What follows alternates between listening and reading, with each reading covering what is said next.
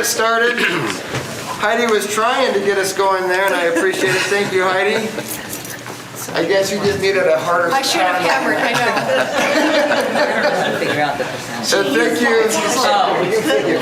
thank you very much. We'll go ahead and get started. Connie, could you please call the roll? Adamson. Here. Gray. Here. Cheatham. Here. Lurick. Here. Ortega. Yes. Stevens. Here. Platt. Here. Thank you. Okay, we're going to go ahead and just jump right in it here. With agenda item number 2 is our budget presentation. I think everybody had a rundown yesterday after we were done of where we were headed this morning, so we'll jump right in. Budget presentation, Pocatello Regional Airport. Thank you, Mayor. Alan Evans, the airport director. I have Christy Heinz with me, who is our administrative assistant as well as our security coordinator at the airport. And thanks for having us, Mayor and Council, today. Guess we'll turn some time to Jim to start with our first. Is that how we want to do that? I'm going to keep it short and sweet, so Very good. I'm just going to say, take it away, Alan. If you have any questions for me, I'll try to come over to the other table so that you don't have to turn your chairs around. Okay.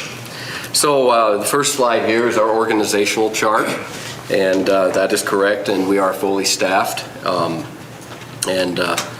We thank you for adding a position last year. That really was a benefit to us in our maintenance side.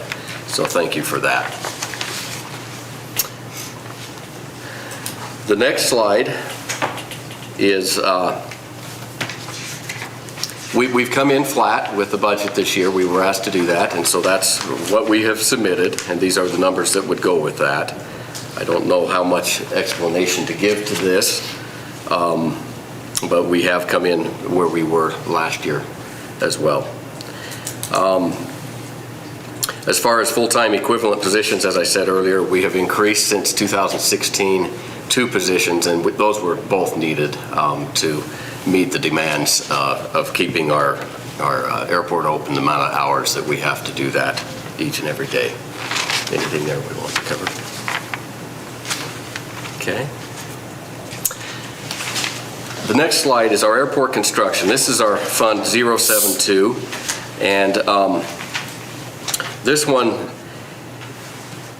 sometimes it's a little hard to follow. As we go through this next slide, it'll explain it a little bit there, but this is our grant funding, and many times, I will just mention, many times we have more than one grant that is open, and so these numbers are a little bit hard sometimes to follow when there's multiple grants that are open, but that's what is in that. You'll notice in Fund 072 some of the changes that are going to happen there. We have a BLM tanker base expansion that is going to be taking place. That is a revenue neutral project, a $3.5 million project. And then, as I said earlier, the timing on the FAA grants and the projects, many times they're open at the same time, and so it's a little bit tough to track exactly what is what until you dig into it a little deeper. Our fiscal year 21 projects, we have started actually the starting process of our airport master plan. And that is going to be a master plan that will focus on the short and the long-term planning for our airport. With that, the FAA will allow us to do a little bit of planning on property that is not aviation related, just outside of the aviation. So we're going to utilize what they will allow us to put in this plan so that we've got not just the airfield side, but what they will let us spend money on the outside. That being said, down the road, probably a number of years from now, we'll probably have to do another master plan for our development ground. We have one in place, but it's probably will be due in a few years down the road. So we'll look at that time. Fiscal year 22 airport improvement projects. We are going to be designing and initiating a procurement for a new crash rescue truck.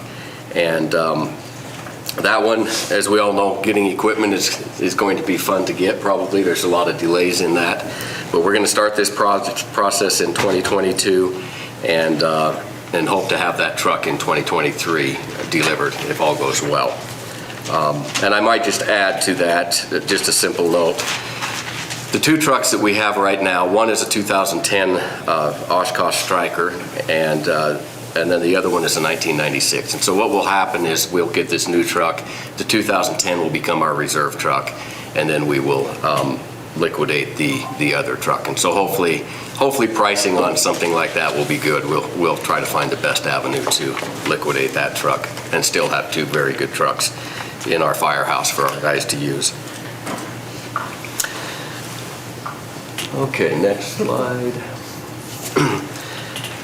Fund 006, some of the changes in 006 are due to the CRRSA, which is the second grant stimulus that we've received.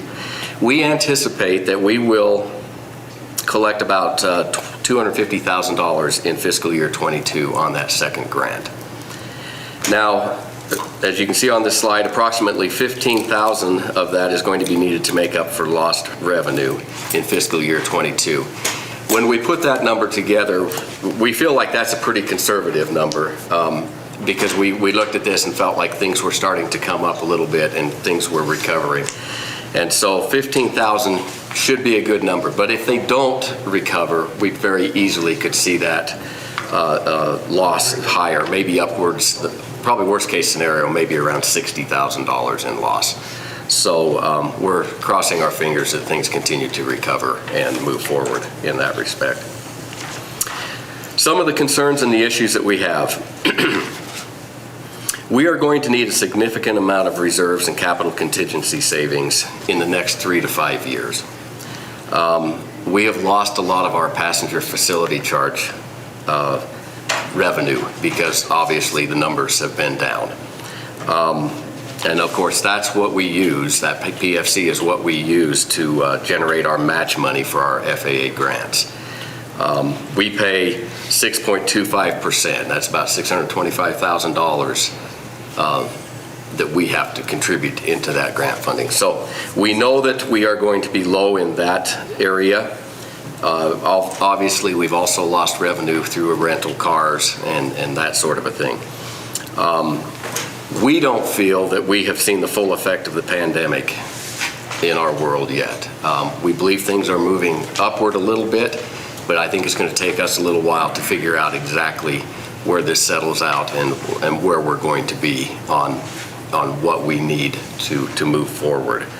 So any revenue that we make that is made available due to the CARES and the CRRSA grant funds that is not needed, we would like to put that in the operating expense, or not needed for operating expense, excuse me, we would like to put that in our capital savings so that we have those funds when these big projects come forward, that we can complete them. And I think it'll be really tough if we don't have those funds and we have to do away with some of these big projects.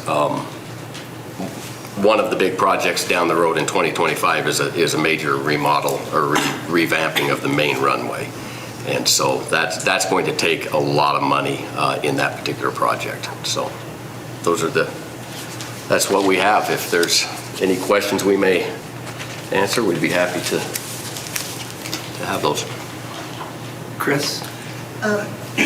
Yeah, at a meeting a while ago, I was trained up being told that really the main focus of our airport is not, in fact, our passenger service, because I was concerned that Idaho Falls, seems to be moving forward on a different trajectory than we are. And I was told that really wasn't an issue because the focus of our airport isn't passenger service. I mean, that's so. Given that information, one of the reasons that I assumed that we had a real focus on passenger was presentations like this, which talk about revenue basically purely in terms of passengers.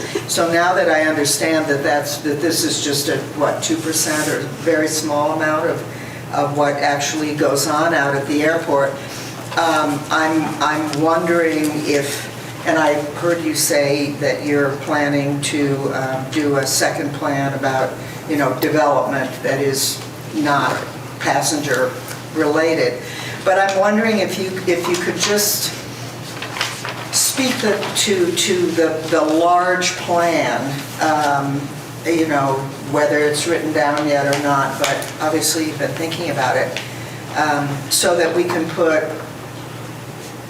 passenger runway, those kinds of things, because runway can also, obviously that's fire and freight and et cetera, and put Frigitech kind of in that, so that we get a more comprehensive view of the entire environment out there, fiscal environment out there.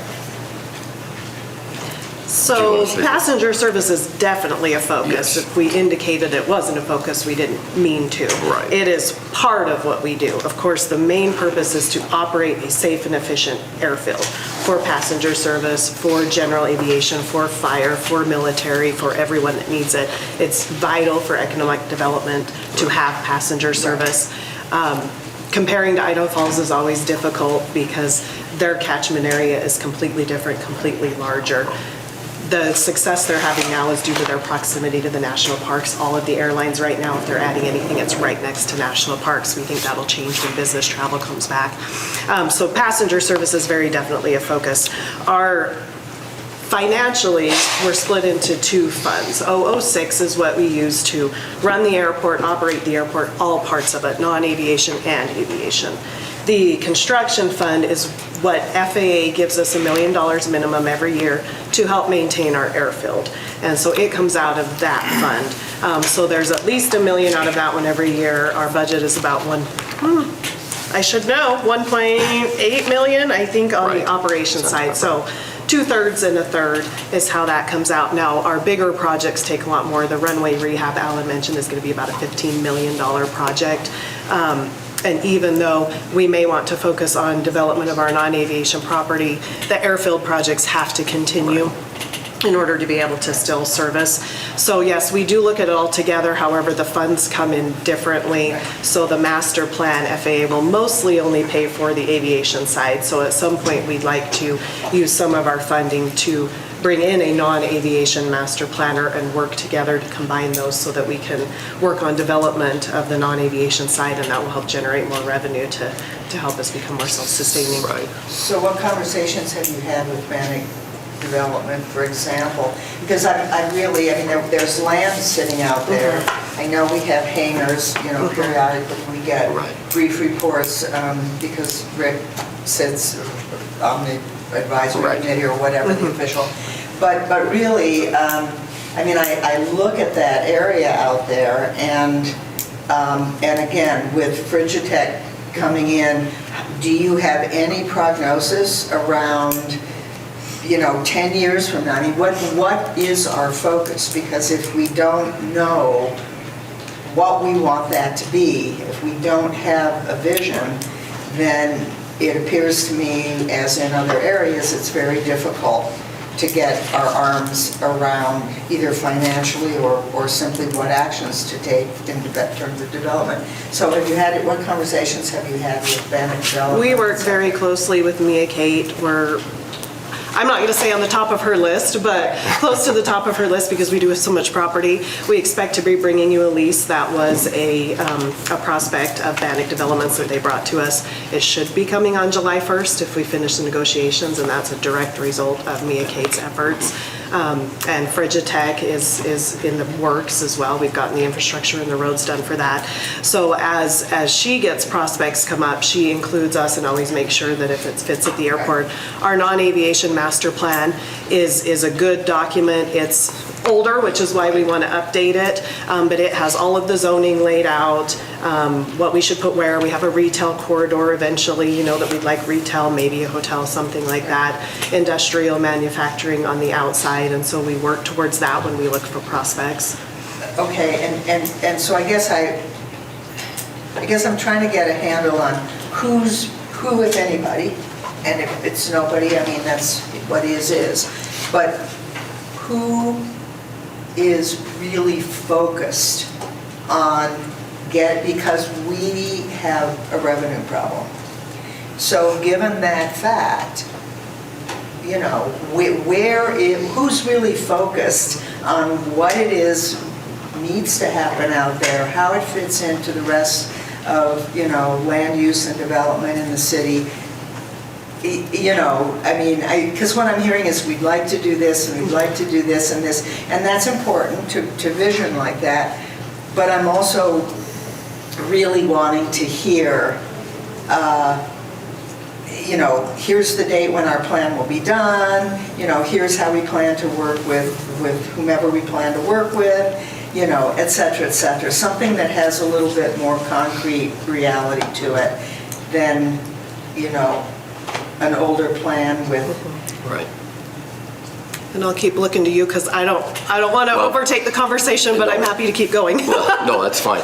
We work closely, as she said, with Bannock Development, and a lot of what has come our way has come through Bannock Development. Frigid Tech was one of those as well that was very instrumental in getting them to sign. We have challenges out there with this development. We don't have a lot of infrastructure To give you a that's in point-blank place. answer.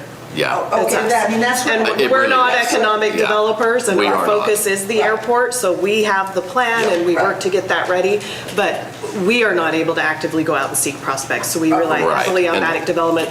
Word of mouth, we get a lot of people that just call and say, hey, I was Right. told you have property. We have one that's looking at maybe 6 acres, that's a cold call because they hear we have property. Yes.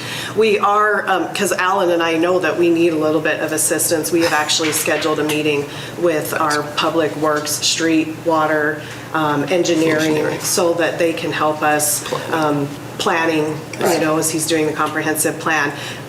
In our history, I'm not sure that it's really been done to that extent where we get together and say, okay, what is our infrastructure plan?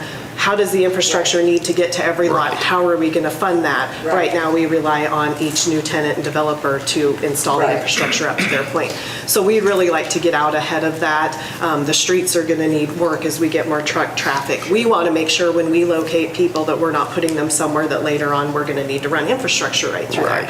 So we are getting that process started. We have a meeting in a week, I think, with all of those departments so that we can work together to start that plan, and then we'd probably hire a professional aviation business park consultant that would help us take our infrastructure plan, put it into our existing master plan for that with the zoning and say, okay, here's maybe you start with this phase, you go to this phase, you go to this phase. So we are beginning that process and should be able to have some concrete. Here's what our plan is, here's how much money we're going to need to progress to each new phase. Because my fear is that with me and Kate focusing on development, that we're going to, again, have one of these cans that has been kicked down the road with no plan in place, and we're behind the 8 ball. And so I appreciate your specificity there. And when do you envision that plan, give or take? So the aviation master plan, and we're not sure how much involvement FAA will let us pay do. for on the other side, takes about 18 months. We're going to talk with our planner that's doing that to see what all we could do on this, coordinate the city side to try to get an infrastructure plan. I imagine then if we are able to get the funding to actually hire a master plan consultant, it may take as well another 12 to 18 months to do that side.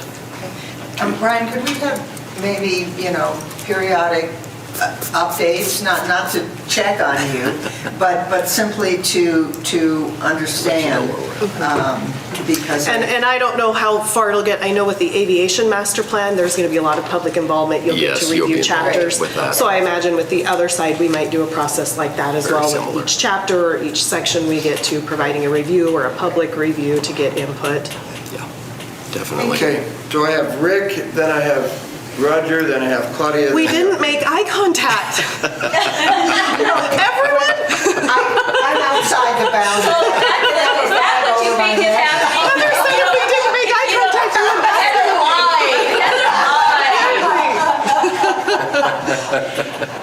lied. The airport has had some needs, like the HVAC system that had a problem and some other things. Are those kind of projects pretty well caught up? We've still got some need there.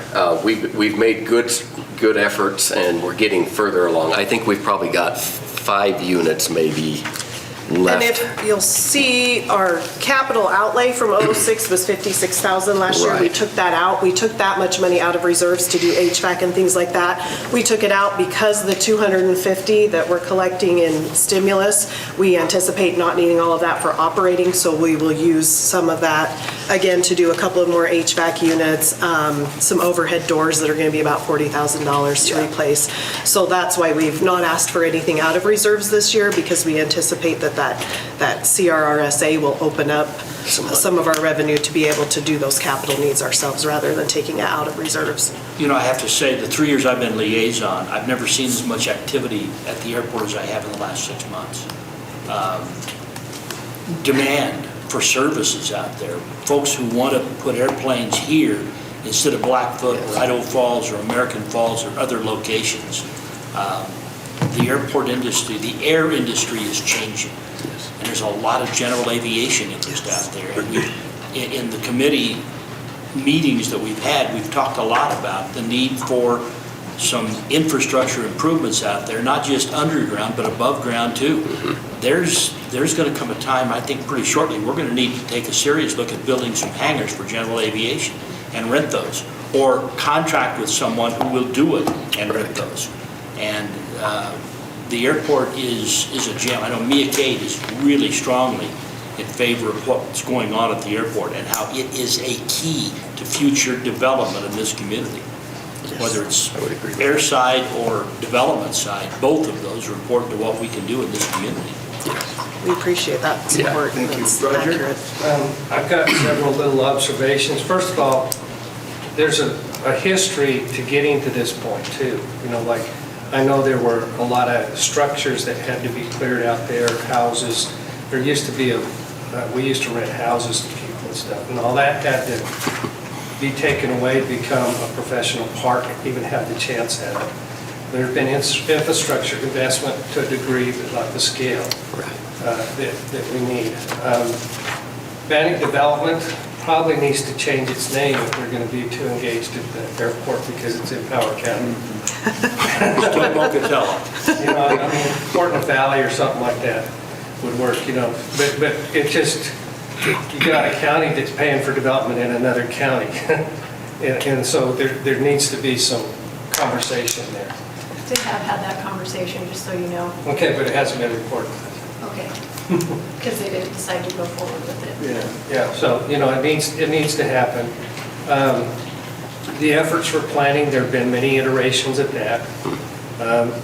There were times where it was under a contract for a professional developer to bring in the things that you're talking about.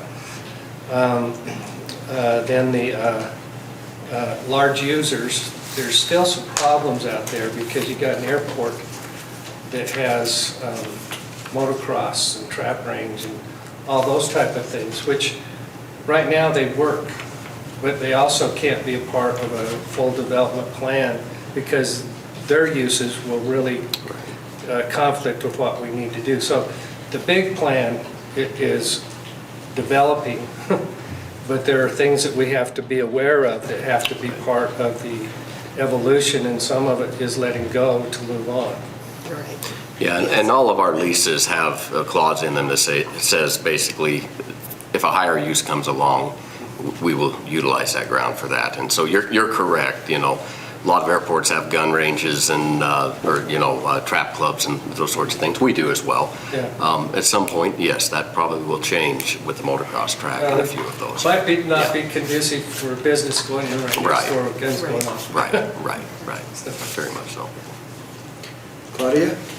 So if your PFCs are your primary source of revenue for operations, what's the plan for getting more flights, more airlines, less stoppages at Salt Lake City or the layovers, 3.5 hours? What's the plan for that?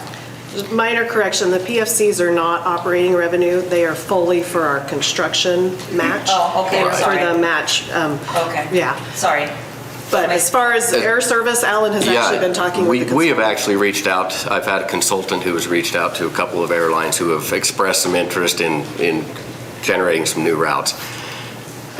what you read in the paper isn't necessarily the way it is. We have found out as we've gotten a hold of them. But we are pursuing those options. We are going to put some information together so that when they are ready to look at what we may have for them, we'll be ready to show them what we can provide for them. I still believe that probably the best route for us is a direct flight to Denver. We pitched that a little while back, did not get SCASD funds for that, but we may go back after that again. We feel like that one is one that really would benefit our community and our region, quite honestly. Idaho Falls does have that flight as well, but it's busy. And we think there's more. Pre-pandemic, we were really poised to be successful there. They actually just started the service in Twin. Yes. If it's successful, we fully expect that they will expand it. We are very similar to Twin's market.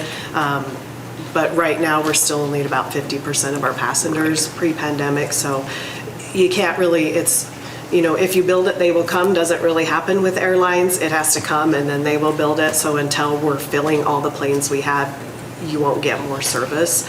But they're really close pre-pandemic, and I think we were ready to take on another one, and I think they were interested in Denver, but Twin got awarded that SCASD grant that gives them no risk, so that pushed Twin in front, and I think we're really close behind to be able to get that service once numbers return. Well, because to me, it seems that it's a cycle. Like, I like flying out of this airport, right? Right. But what I don't like is being stuck in SLC for 3 hours before my connecting flight to wherever I'm going. And whether it's San Diego or Phoenix or Texas. Yeah. And so it seems to me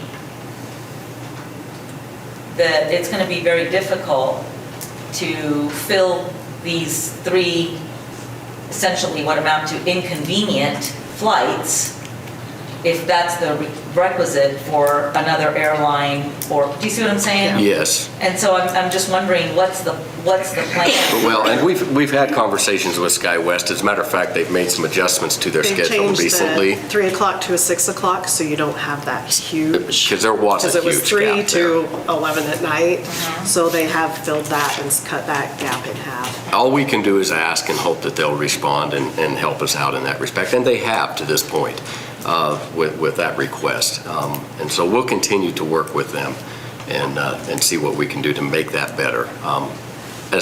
But as you said, until we really start getting the ridership up where it needs to be for them to really add flights, we are going to struggle a little bit. We've got to get those passengers on those planes in our facility. Right, so how are we going to do that? I mean, I guess ultimately that's my question. Yeah. What do you see as how are we going to do that? We were there pre-pandemic, we were over 80% full, which is good enough to go and ask for more service. So if we see business travel come back and everything returns, I think we'll be in a position where we can ask. Okay, Linda?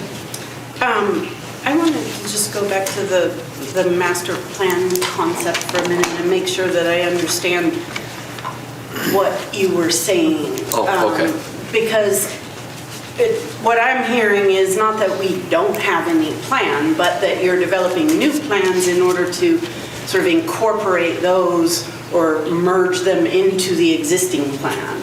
Is that correct? So you've been working off a master So plan. the currently, but you're aviation doing a new side, one. we do a new one about every 10 years. yeah. And it's not new, it's an update, so Right. they take the old plan into account, update on that. The non-aviation side was done in 14?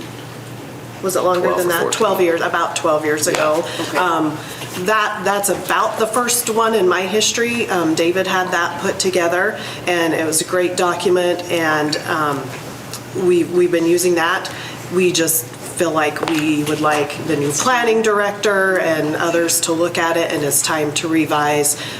We've only had a couple of developments since that one was written, so we want to make sure it really fits Correct. the path And forward. because things are, really picking up and growing and everything, I think developing new plans is great. We But wanna I be just want to be ready. clear that we're not Yeah. operating without a plan at this. Right, Okay. updating existing. And that's our goal, to update so we're ready Yeah. as this is coming our Good. way. And the other thing, I just wanted to emphasize Rick's point too, that I think the airport is absolutely key to development, and I think at some point, and this is on us really, not so much you, I'm sure you would be perfectly happy for us to do this, but I think we have to at some point commit to, what's the word? Investing some more in infrastructure to support the activity that is really happening and taking off at the airport. So we do need to consider that very soon. And then I would just say recently, my personal experience, and it's anecdotal, but in traveling, my flights were full. The airport was busy. So it seems like, just from observation, that passenger traffic is picking back It up. is. I know it's not where No. it was pre-pandemic, but it looks like it's improving, so. It is coming up, that is correct. I just want to thank you too also for everything that you've done to get us through a real difficult Thank you. time, so. Thank you, Interesting. Roger, and then Chris. One of the things that is obvious to me, because we know that we do not capture a large amount That's right. of our air traffic. A lot of it goes to Boise or Salt Lake. Salt Lake. Salt Lake. And so the larger amount we can capture here, the more traffic we generate, the more competition we generate, the more flights we generate. I mean, it's that simple formula, but part of it is we've got to get Pocatelloans and beyond loyal to the fact that this airport can grow and it can develop if they will extend themselves a little bit more to do the things necessary to get it to a place it needs to be 10 years from now. You're exactly right. Our loss to Salt Lake City is about 54 or 56%. I don't remember right off the top of my head. It's a pretty drastic number that just automatically go to Salt Lake City. And that's a problem. As well. We have instituted a more aggressive marketing campaign. Yes. We were budgeted some additional funds. I hear it on the radio all the time. So we are working with marketing And to Pick get the that up word as out it there. goes. Going west is important too. Yes. You know, That's our going to Denver, major to go to destinations. Seattle. Right. Kind of backwards. Right. Yeah. That's correct. Chris? Like Rick and Linda, I obviously understand the importance of the airport, but what concerns me in terms of supporting your efforts is that this isn't going to be pay it out of your spare change kind of, Right. I mean, infrastructure. We're talking millions and millions and millions of dollars in order to be able to create the infrastructure, which then will attract this kind of substantial development that we want. And so, once again, I just keep circling back to this fact that we already have multi-million-dollar needs or a number of expensive enough needs that they add up to multi-millions, and then this is another one on top of it. And it brings me back again to the fact that to accomplish this, I just believe that administratively we have got to get serious about creating a plan and beginning to understand whatever we can do to, within, that's legal, to begin to bank so that we can pull these projects off. Because it's not going to be a kind of like, oh, wow, if we do this today, then tomorrow X will happen, because we just are not going to have, That's right. $15 million lying around. And so, and then my other question is there anything that would be supportive if it were included on the city webpage, either for economic development, passenger development? Is there anything there, that could be there to support your efforts? And our website is part of the city's website. Right. We're a page off of there, and so Right. we try to keep everything on our webpage. And So you're I think basically it's- I think handling it's that tied in yourself? pretty good. Okay, great, thank you. Super. Okay. Thank you very much. Then we will move on. Thank you. Thank you, Ellen and Christie. To agenda item number 3 is Parks and Recreation Department. I'll make you a seat.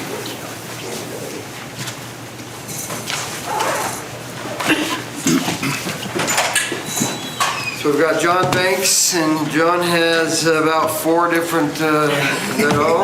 Just 4 different things to cover here, so. Yeah, we'll try to get through it as quick as possible here. Good morning, Mayor and Council. John Banks, Parks and Recreation Director. I've also asked some of the Parks and Rec staff to attend as well in case there's any additional questions or context that Council might be looking for. We can try our best to answer that. So our org chart is up on the screen, and that is correct. So we've got a total of 29 full-timers and 3 kind of year-round 30-hour-a-week or 3 quarter-timers in the department, kind of spread out over all of these different divisions. So that's kind of how we're set up. Parks has 12 full-timers, Zoo 7, Admin 2, the Recreation Division 5 with 2 3-quarter-timers, and Cemetery 3 full-time and 1 3-quarter-timer. Jim, did you want to handle the finances or want me to go through those? I don't like to handle finances. So actually, go ahead, John. Okay. So I'll start with the Parks and Recreation, or I'm sorry, P&R, Parks and Admin Divisions financial page. So you can see we're basically coming in flat operationally, and the only increases, actually this is kind of the theme for the whole presentation, the only increases would be in pay and benefits, and then transfers, which are kind of determined by other departments. So that's the Parks and Rec admin. No proposed service level changes for fiscal '22 for either the admin division or the Parks division. Just a couple of kind of brief comments for council for a little bit of context. The Parks Department maintains over 300 acres of green space and associated infrastructure at 26 park facilities. We are able to do this at well below the national median average of per acre cost, a couple of thousand per acre less than the national median.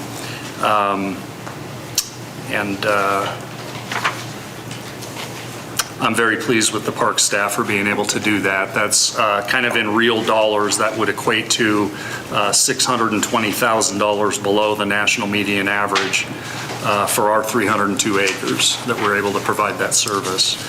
That's great, we got a question John, here. Sure. How do we rate comparatively, you know, do we get a lower ratio because we got more acres? You know what I'm saying, is a city our size with 302 acres. Sure. Versus a city that has 200 acres our size. Right. There is some economy to scale benefit on that. NRPA has acreage categories, and we happen to fall into the 250 to 500 acre category.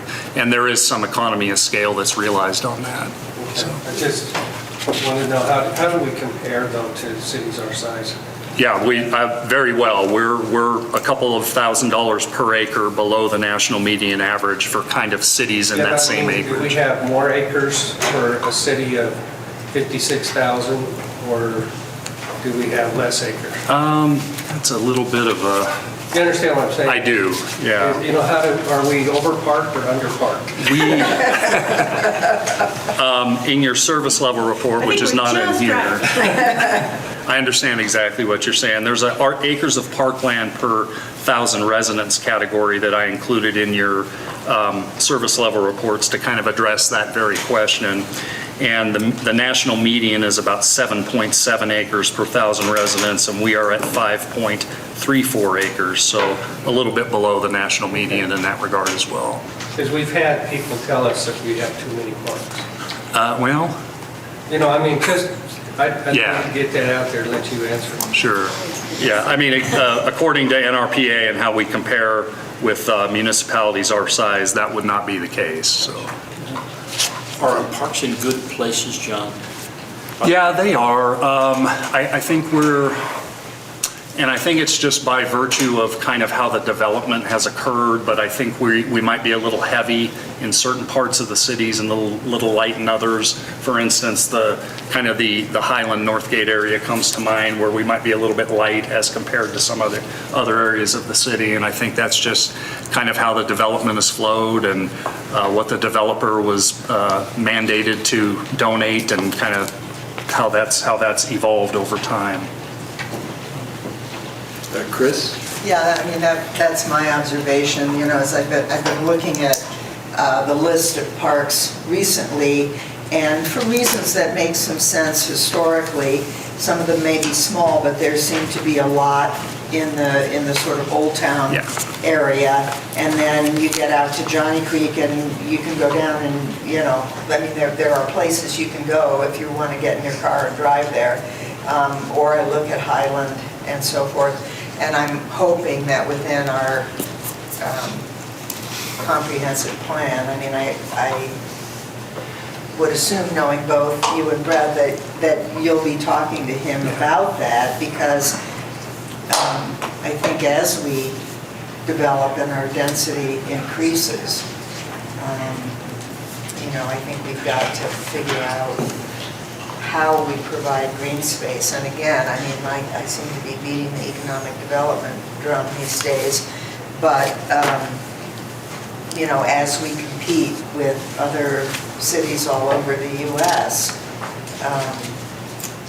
you know, green space within city limits is increasingly desirable. Sure. And I'm hoping we're going to think about that in terms of not just being good for the people who are here, but creating our economic development package. You bet. I completely agree with you. Planning and development has already reached out to us, and we're looking forward to being a part of that process and providing input. I think we're talking about, you know, health and well-being and quality of life types of amenities, and, you know, the reasons that folks want to come and move to the town, in addition to opportunity and good schools and other things. So, yeah. Absolutely. What's more popular, John, in terms of usage? Is it pocket parks or is it larger parks? I would say the larger parks, yeah. So pocket parks would be maybe a step down from like a smaller park, like a Caldwell, which is very, very popular, but I wouldn't consider that a pocket park per se, like a Pioneer Park. Yeah. That one, I drive by that all the time, and I never see anybody in that park. Nobody. Over by the senior center. Yeah. Oh, yeah. Yeah, there's some of those that are, you know, I guess they're neighborhood centric more. I guess if you're looking for kind of the wide range of amenities, you're probably hopping in your car and going to Brooklands or going to Caldwell or somewhere, or Ross Park or somewhere else. But I think those pocket parks are popular with the immediate surrounding neighborhood mostly. Linda? I wanted to ask about, in your report here, you have, you talk about implementation of strategies designed to mitigate COVID pandemic revenue impacts. Yeah. But I was also wondering, related to that, during the pandemic, our use of parks, but also like trails and greenway and all of that just really shot up. Yeah. And with that increased use came a lot of issues of, I don't want to be crude, but animal waste and all sorts of other things. I mean, it just was almost out of control. And so I'm thinking not just in terms of revenue lost by, you know, not renting parks and things like that, but increased service or maintenance and upkeep that your department has had to provide because of the effects of the increased usage because of the pandemic. So I was just kind of wondering if you could say something about how that has been handled and what effect that has on your budget. Yeah, absolutely. I think in the, I guess in the early days of the pandemic, there was a little, everything kind of stopped, so we didn't notice that real heavy use. But then as things kind of wore on and folks, I would imagine, just trying to have some sense of normalcy and going stir crazy, they were looking for things that would kind of naturally social distance. So we did have a lot of use of the trails because that naturally lends itself to being outdoors and socially distanced. Amazingly, our golf courses with our golf concessionaire did exceedingly well last year, because golf is another game that kind of naturally social distance, especially if I'm playing, if it social distances itself out on the course. That could be a fairway removed. But as far as kind of additional maintenance, we have seen some of that. The way our staff flow goes is we've got 12 full-timers in the Parks Department and a long list of responsibilities. So for lack of a better answer, we kind of did the best we could under the circumstances. We went to a kind of a sanitization regimen for our playgrounds to try and get the youngsters out and feeling normal out there, and that was a bit of a heavy lift on some of our resources.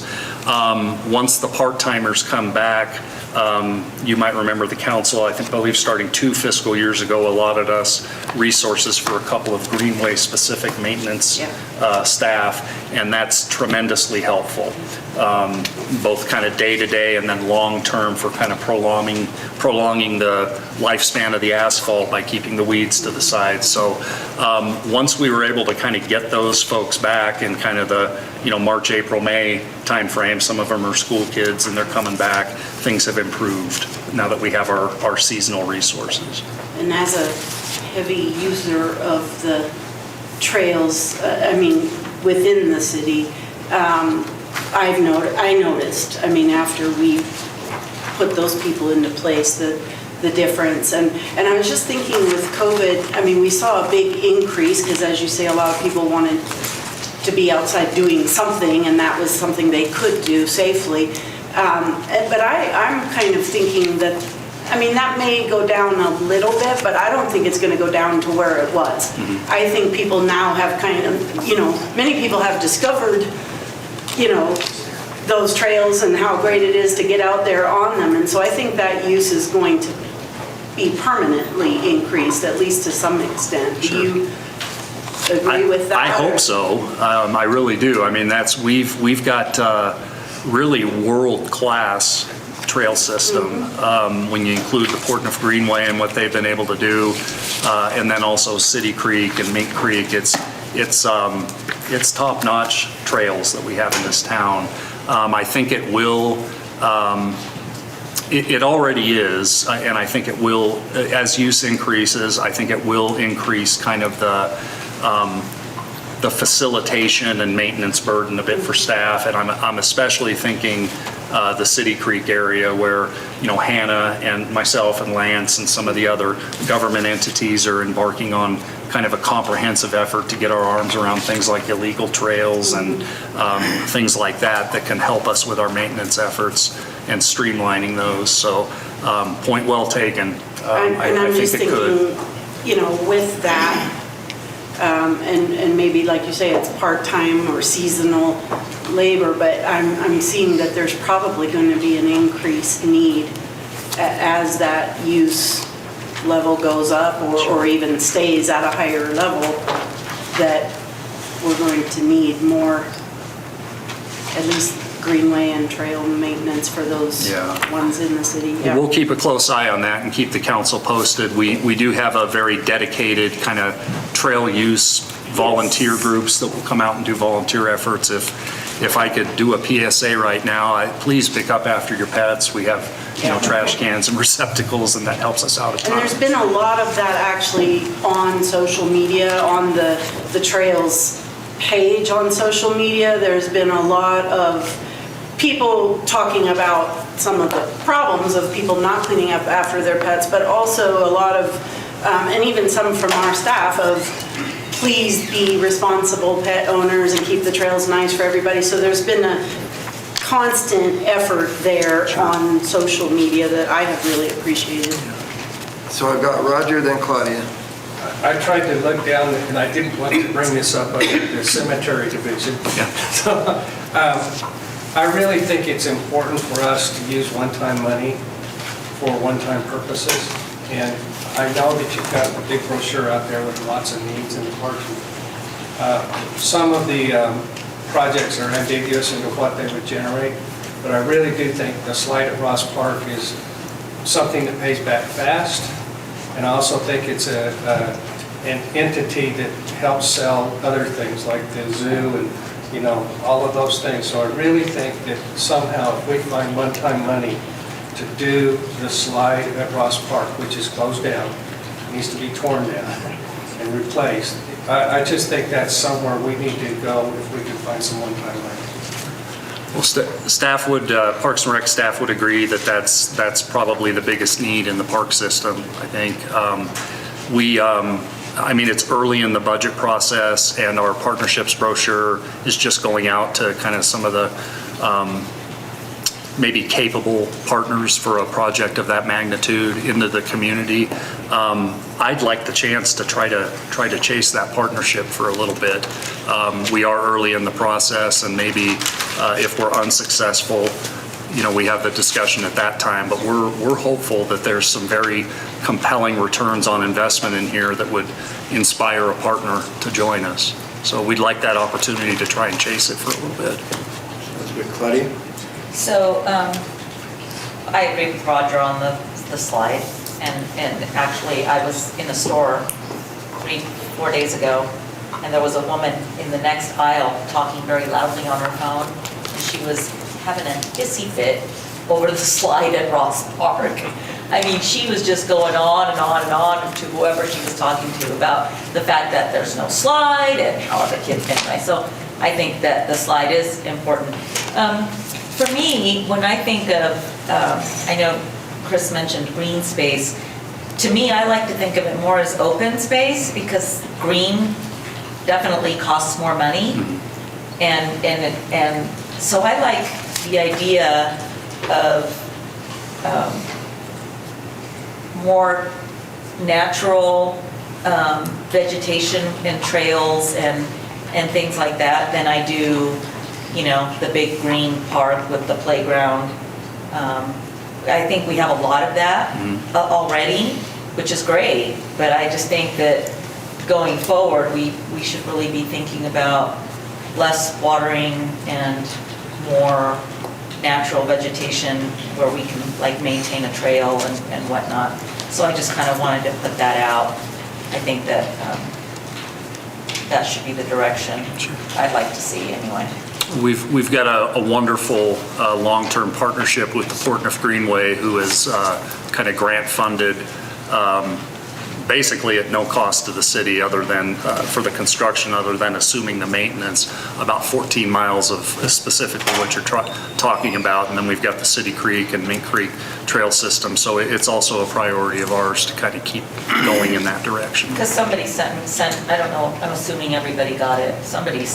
I got an email from a constituent.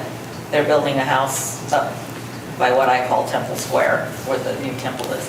And they were saying, you know, well, we need a park up here, and one of the Satterfields or the Satterfield family wanted to donate land. And so, but when I think about the cost of actually building a green park and maintaining a green park as opposed to doing some sort of, you know, taking donated land and then, you know, doing trails or whatnot, it just seems like one is way more cost effective than the other. And anyway.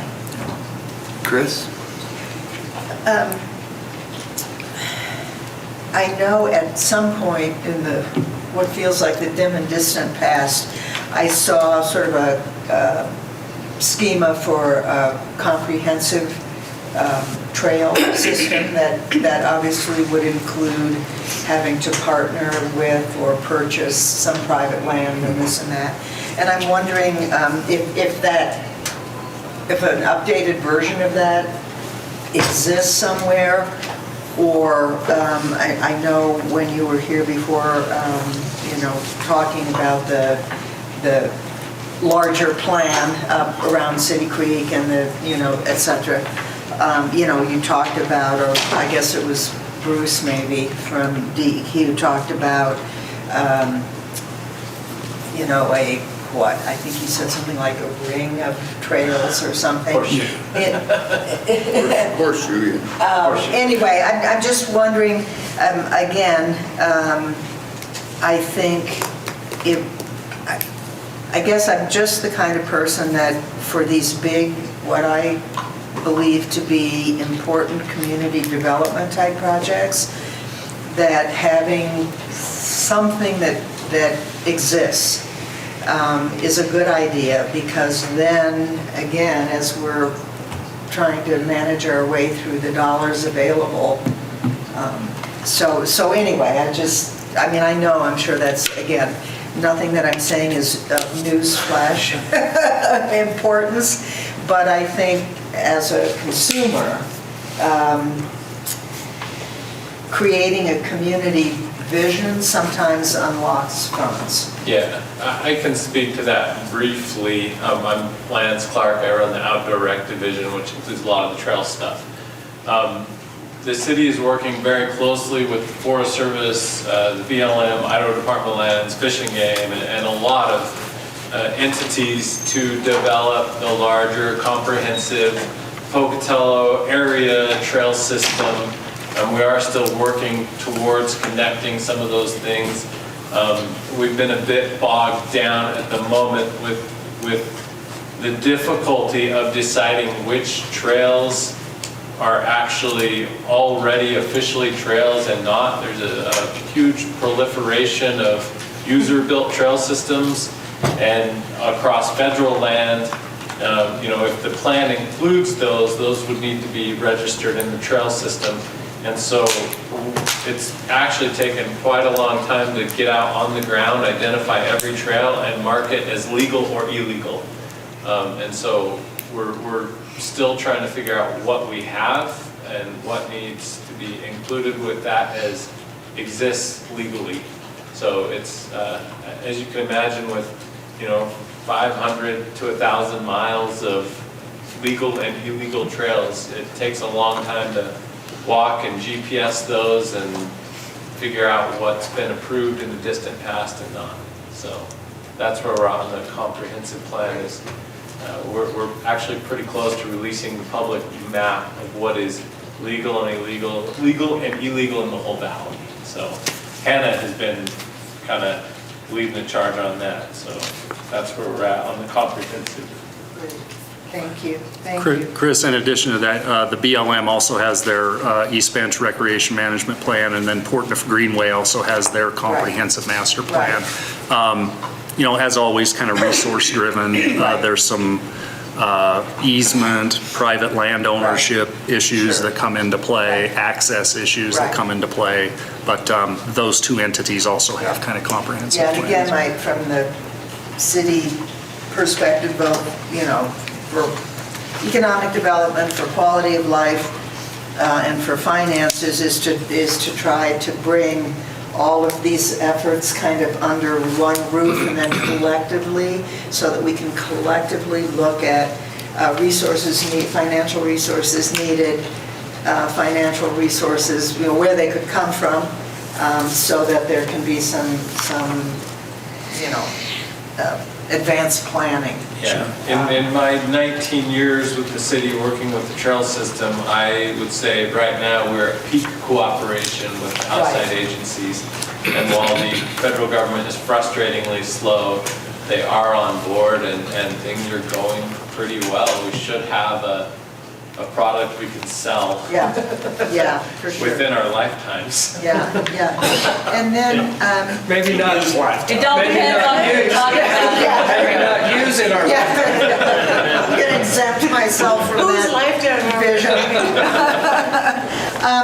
And then I know periodically, I think maybe Roger, you, during your golf advisory report was the last time this came up, but I haven't personally toured the clubhouse in Highland, but I have personally observed the rag and bucket under the leaking sink in the clubhouse over on Bannock.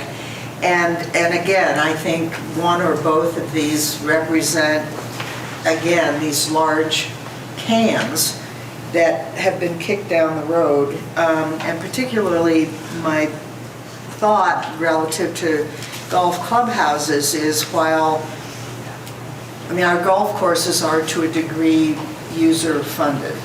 And as far as I know, we have not sequestered the revenue, over past years from those user fees to in any way, help maintain and upgrade the facilities. And that seems to me to be a blind spot in our financial thinking.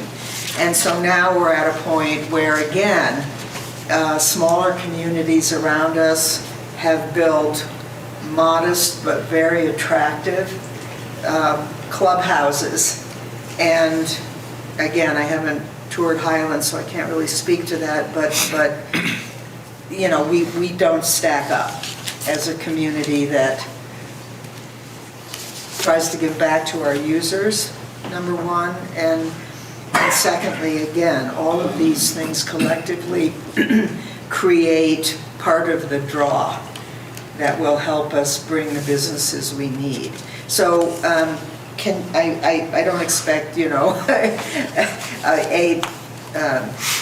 an accurate count, but can you just briefly talk to the two clubhouses and, if you were able to do what needs to be done, give or take 500,000, what are we looking at? Sure. So I would say that the Riverside Clubhouse is much more of a need than the Highland Clubhouse. The Highland's in a bit better shape. Highland is a larger clubhouse, has a lot more capabilities for kind of, long-term future. You start thinking about, maybe it's a banquet facility that can generate some revenue all season instead of just a golf, these types of things. Highland, the way the parking lot is set up is just a lot more conducive to that.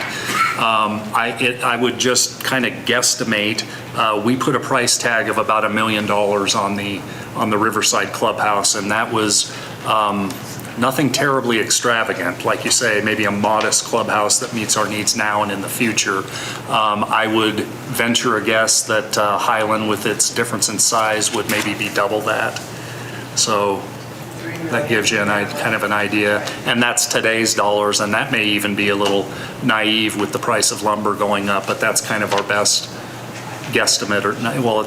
It's an educated guess. Right, so probably 4 million, something in that neighborhood. Well, I mean, hopefully things normalize and we Right. get those prices back down. By the time we accumulate the resources, we can realize those lower costs. Right. And then just, and again, I'm not trying to put you on the spot, nor am I suggesting that Parks and Rec should be a, expenditure neutral endeavor. But can you just give me some kind of rough idea of the income-cost ratio per division?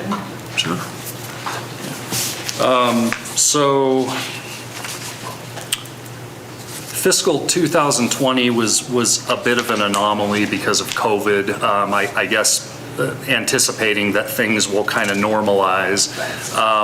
So as a department, a rec department, so outdoor rec, team sports, Ross Park, CRC, golf CIP, summer productions, we tend to cost recover in the 70-ish% range in a normal year. The zoo would cost recover in that, 12 to 13-ish% range in a normal year.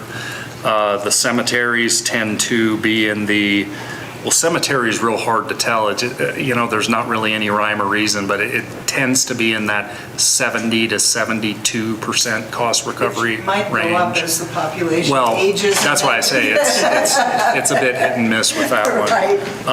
Parks is generally not fee supported. We're kind of in the 2.5% range for parks. Okay. And again, I'm not trying to, I mean, there's no hidden agenda here. I'm just trying to have information. Sure. Thank you. Okay, well, just kind of moving on from the Parks and Admin divisions to the financials for Parks and Recreation and Zoo divisions. So as mentioned, the recreation would be inclusive of outdoor rec, team sports, community rec center, Ross Park Aquatic Complex, the 2 golf courses, the Fort Hall facility, and then also the summer productions, which is basically the municipal band series that we sponsor, and then Zoo Idaho. So you can see on the financials for those divisions, it's we're basically flat. Any increases would be kind of in the transfer or pay and benefits sections if there are any, and any questions on that? Jim, anything to add on those finances?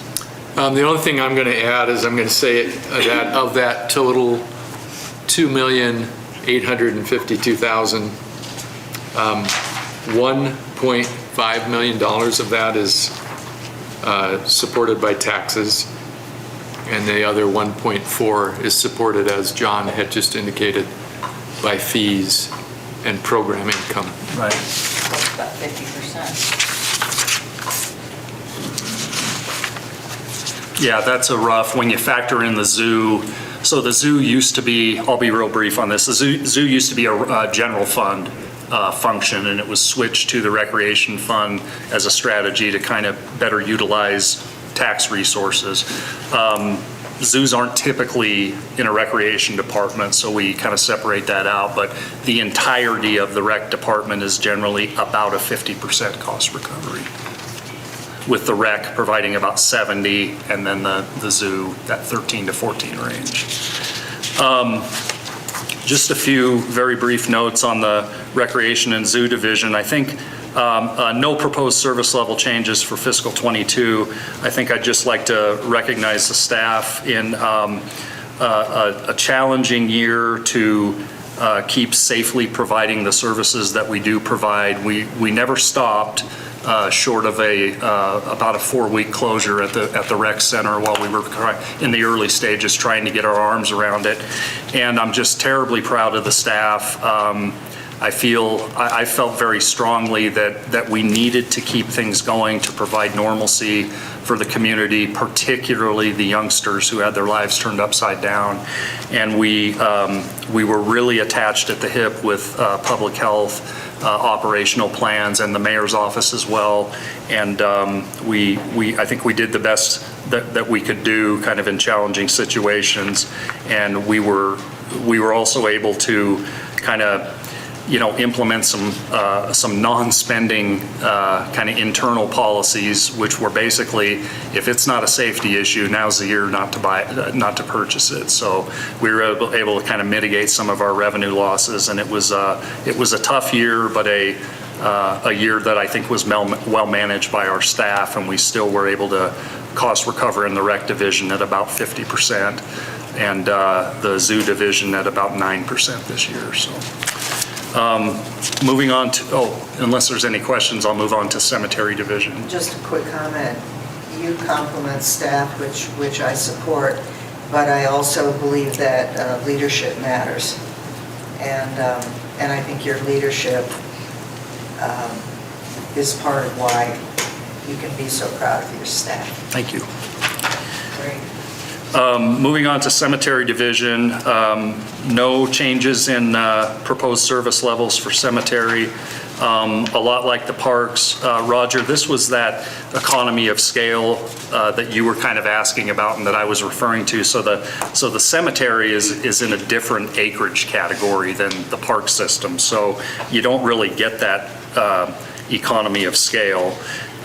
So the cost per acre, kind of the national median for that acreage category, is in the $12,000 range, and we at the cemetery were accomplishing that for more in the $7,500 range, which in real dollars is about a $360,000 below kind of the national average. So again, just very proud of the staff for all of the effort that they put forth to keep the cemeteries maintained. With that, that kind of ends my presentation, and like I say, I'd be happy to try to answer any other questions, or we have staff here as well. Okay, I've got Heidi, then I've got Linda, then I've got Roger. Yes, I have a question. I've been trying to decide if I should open up this can of worms or not, but I don't want to turn this into a long discussion, but since I've got you and the park superintendent and the mayor all in the same room, I'm just going to ask it now. For a minute, can we talk about the wellness complex? I've heard from some people at the county recently, there are rumors that they were interested in trying to contract with the city to provide service to that, not for the whole entire thing, but just like the mowing and the maintenance of the grounds. And I'm just bringing it up because I think we might start to get some questions about it. Everybody's probably aware that they're having a change with their facilities.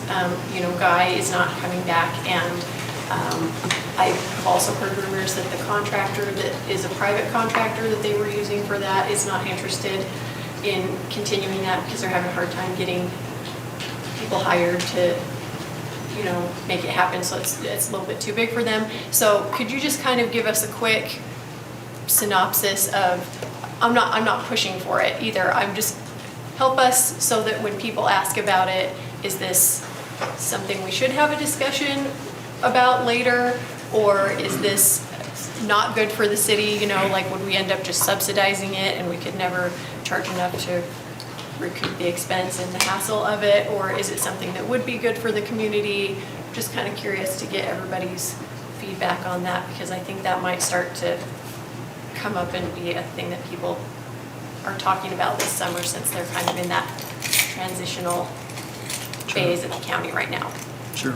Yeah, I'll try and be brief as well. I think this would ultimately be a council decision. We certainly don't have the resources to absorb any of that at the moment.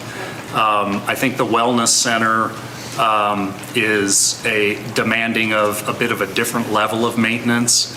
You've got kind of premier sports fields where you're hoping to attract kind of regional and who knows, maybe even national types of tournaments to generate revenue. I don't, with being kind of a seasonal operation as far as youth and adult sports, with the harsh winters, you're never going to be able to cost recover, I don't think, anything close to what it would cost to maintain the facility. Should council want to, explore taking that over, I think there's issues that I haven't been intimately involved with their operations, obviously.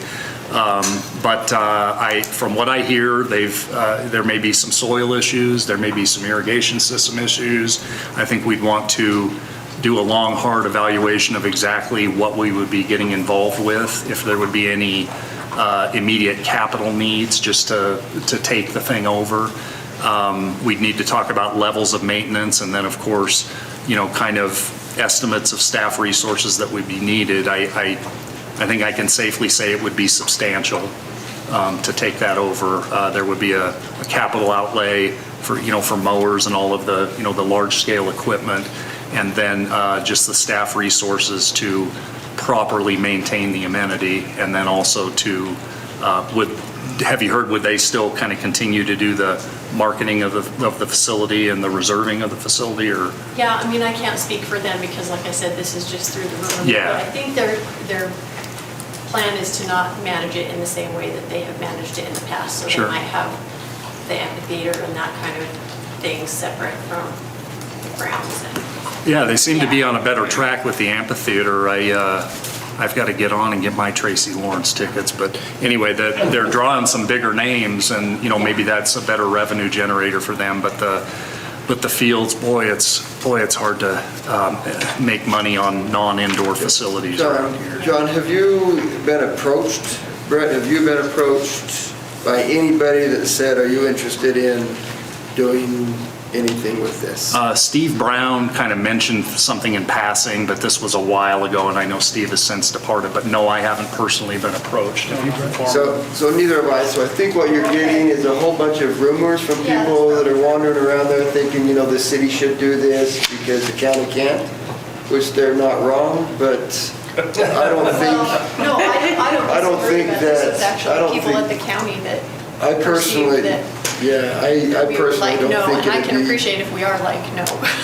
But, I don't think this would be beneficial for the city. I Yeah. think it'd cost the city a tremendous amount of money just to get up and running. I think you're talking $3 or $4 million to just get up and running, and then you have a staff of another 7 or 8 people if you want to do it correctly, probably, so. It would be substantial. I mean, city decision, it would be substantial. So I the think only it'd reason I be want to cool. bring it up is not to prompt us to have like a big hour-long discussion about it, but because since that rumor mill is starting, I just thought somebody's going to be asking us about it, and it would be helpful to the rest of the council to hear that directly from you and know that as well. Yeah, I think it's Yeah, 100% rumor though. Okay, Linda, then Roger.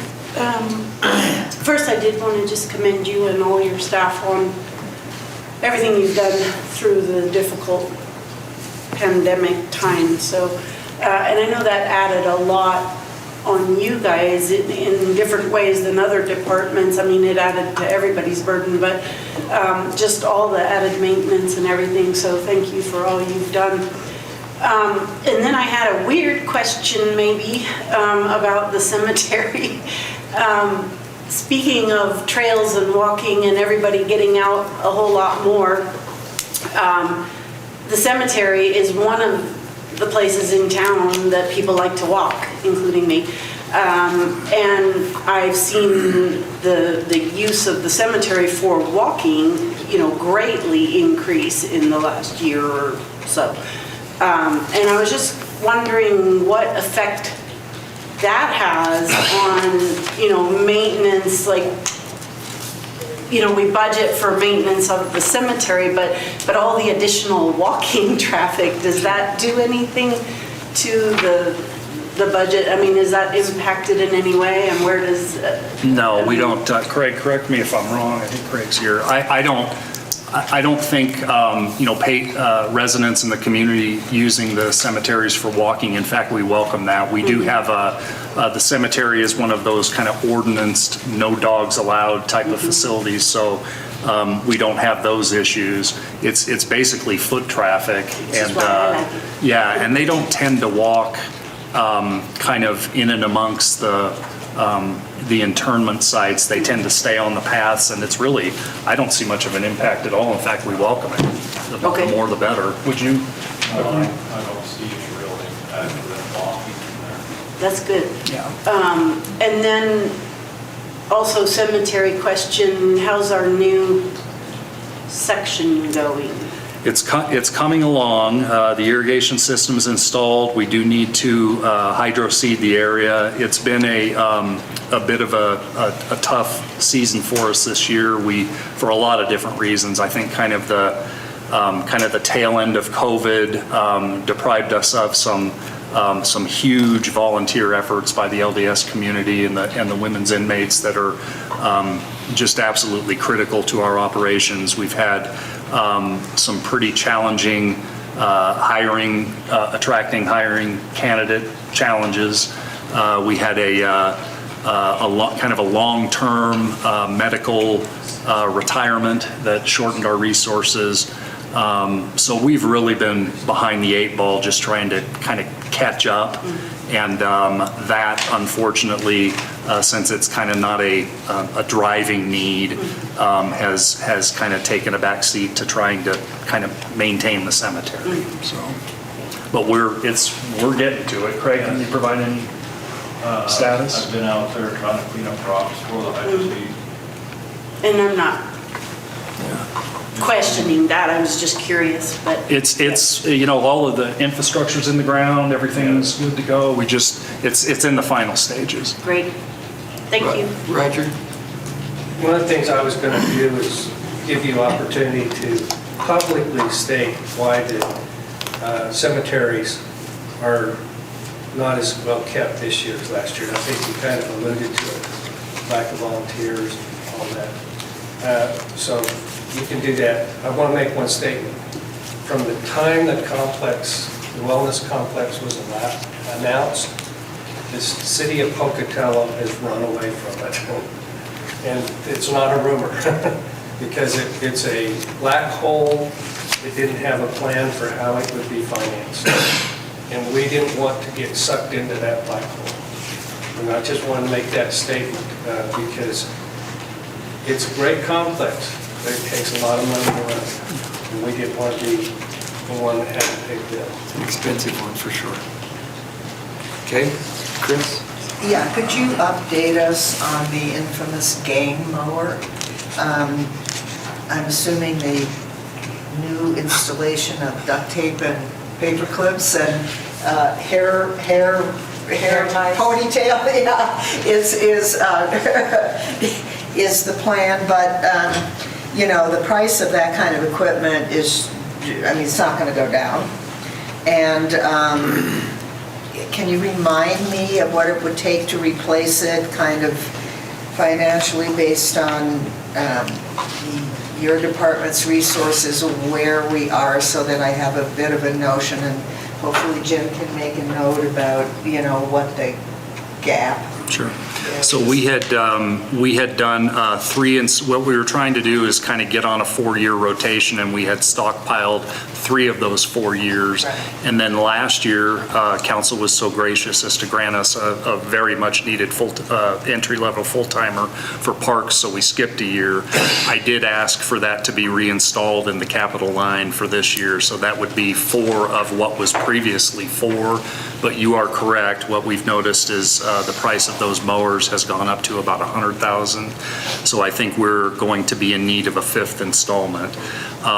There's some, Tom and Teresa and their staff have done a wonderful job of kind of helping us out with our vehicle fleet that's very aged. And we're starting to kind of cycle out some of the, 19, believe it or not, 80s vehicles and 90s vehicles that we had in fleet, in our parks fleet. So I think maybe an emphasis on gang mowers and also trim mowers, which is kind of one step down, which we are also in need of a couple.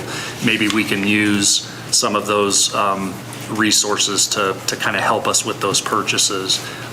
So I'll be looking to talk with Fleet about that. That's a possibility, but that's kind of where we're at. I think it was 3 of, next year would have been the 4th of 4, but I think we're going to need 5 going forward. So about So we've got 60, and I think we're going to need about 100.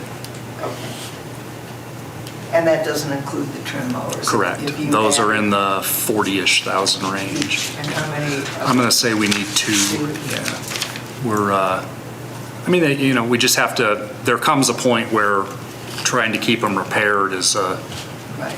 it just costs too much. It's not worth the repair investment, so. Rick? How's the marmot situation in the zoo cemetery and parks? They're thriving. Out of control. Yeah, they are. It's good. They are. Staff, I get, come and add anytime you want. We continue to try to trap and relocate. We've got to deal with the tribe that we relocate them. Sometimes we deliver them, sometimes they come pick them up. I think it's a resource challenge for us more than anything. We've got kind of extensive, just kind of zoo duties and park system duties. I think it's safe to say we could trap marmots, kind of 2 staff members all season long probably, and still have a lot of them. So I think it's resource driven. It's a hard problem to address. Maybe an agreed upon humane solution from, the city and, what would the entity be? Fish and Game, I guess, or U.S. Wildlife? To try and address that, maybe a discussion that takes place at maybe, the mayor, director level there. I don't know. The way we're doing it is effective, but we just don't have the resources to do it enough. So. Any idea how many you've removed this year? Guys, can you talk? Actually, we've done very little up around the $4 replica as our primary focus because they were getting in the facility, so we've probably moved 20 there. There's a guy that works there, has property outside of town, he puts them out there. He said he had 50 acres or something. That's about it there, but like John said, we can two guys a full-time job out of the deal for about 3 months. And we've only removed around 50 because we're trying to install a marmot barrier for our pollinator garden. So. It's Do resource they have a driven. natural predator? Not in the city limits, I don't think. Well, what uses marmots for the circle of life and the Hakuna Matata? So predators, we have coyotes, of course, badgers are another good predator, and eagles and some other larger hawks as well. The zoo has actually had several resident wild badgers that do come in underneath it. They can dig a hole faster than we can fix it underneath our perimeter fence, but we've had badgers on zoo grounds, and their primary food source has been marmots. But we need a lot more than 1 or 2. Yeah. But I don't know about, a bunch of badgers running around either. They're scary. Is that better? Yeah. And they don't care.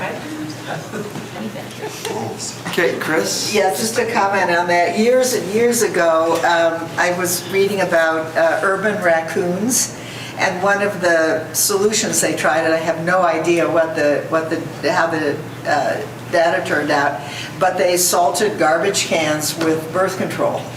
And so I'm thinking maybe we do like a medical TNR situation that doesn't involve surgery, but chemically we TNR. That's what I was saying, maybe there's some humane solution that is much more effective than how we've been trying to battle it that can be agreed upon. I Sometimes don't the know. most humane, I'll get in trouble for this, is don't ask, don't tell. Okay, with that, On the birth control comment, the last several years, I've done quite a bit of research on marmot control, and that's not as effective as one would hope. Right. Live trapping and relocating so far has been the most effective, humane way that I've come across for marmot control. perfect, thank you. Yes. John, thank you very much. Thank you, Mayor. Thank you, Council. Thank you. We'll move to agenda item number 4 is the Marshall Public Library.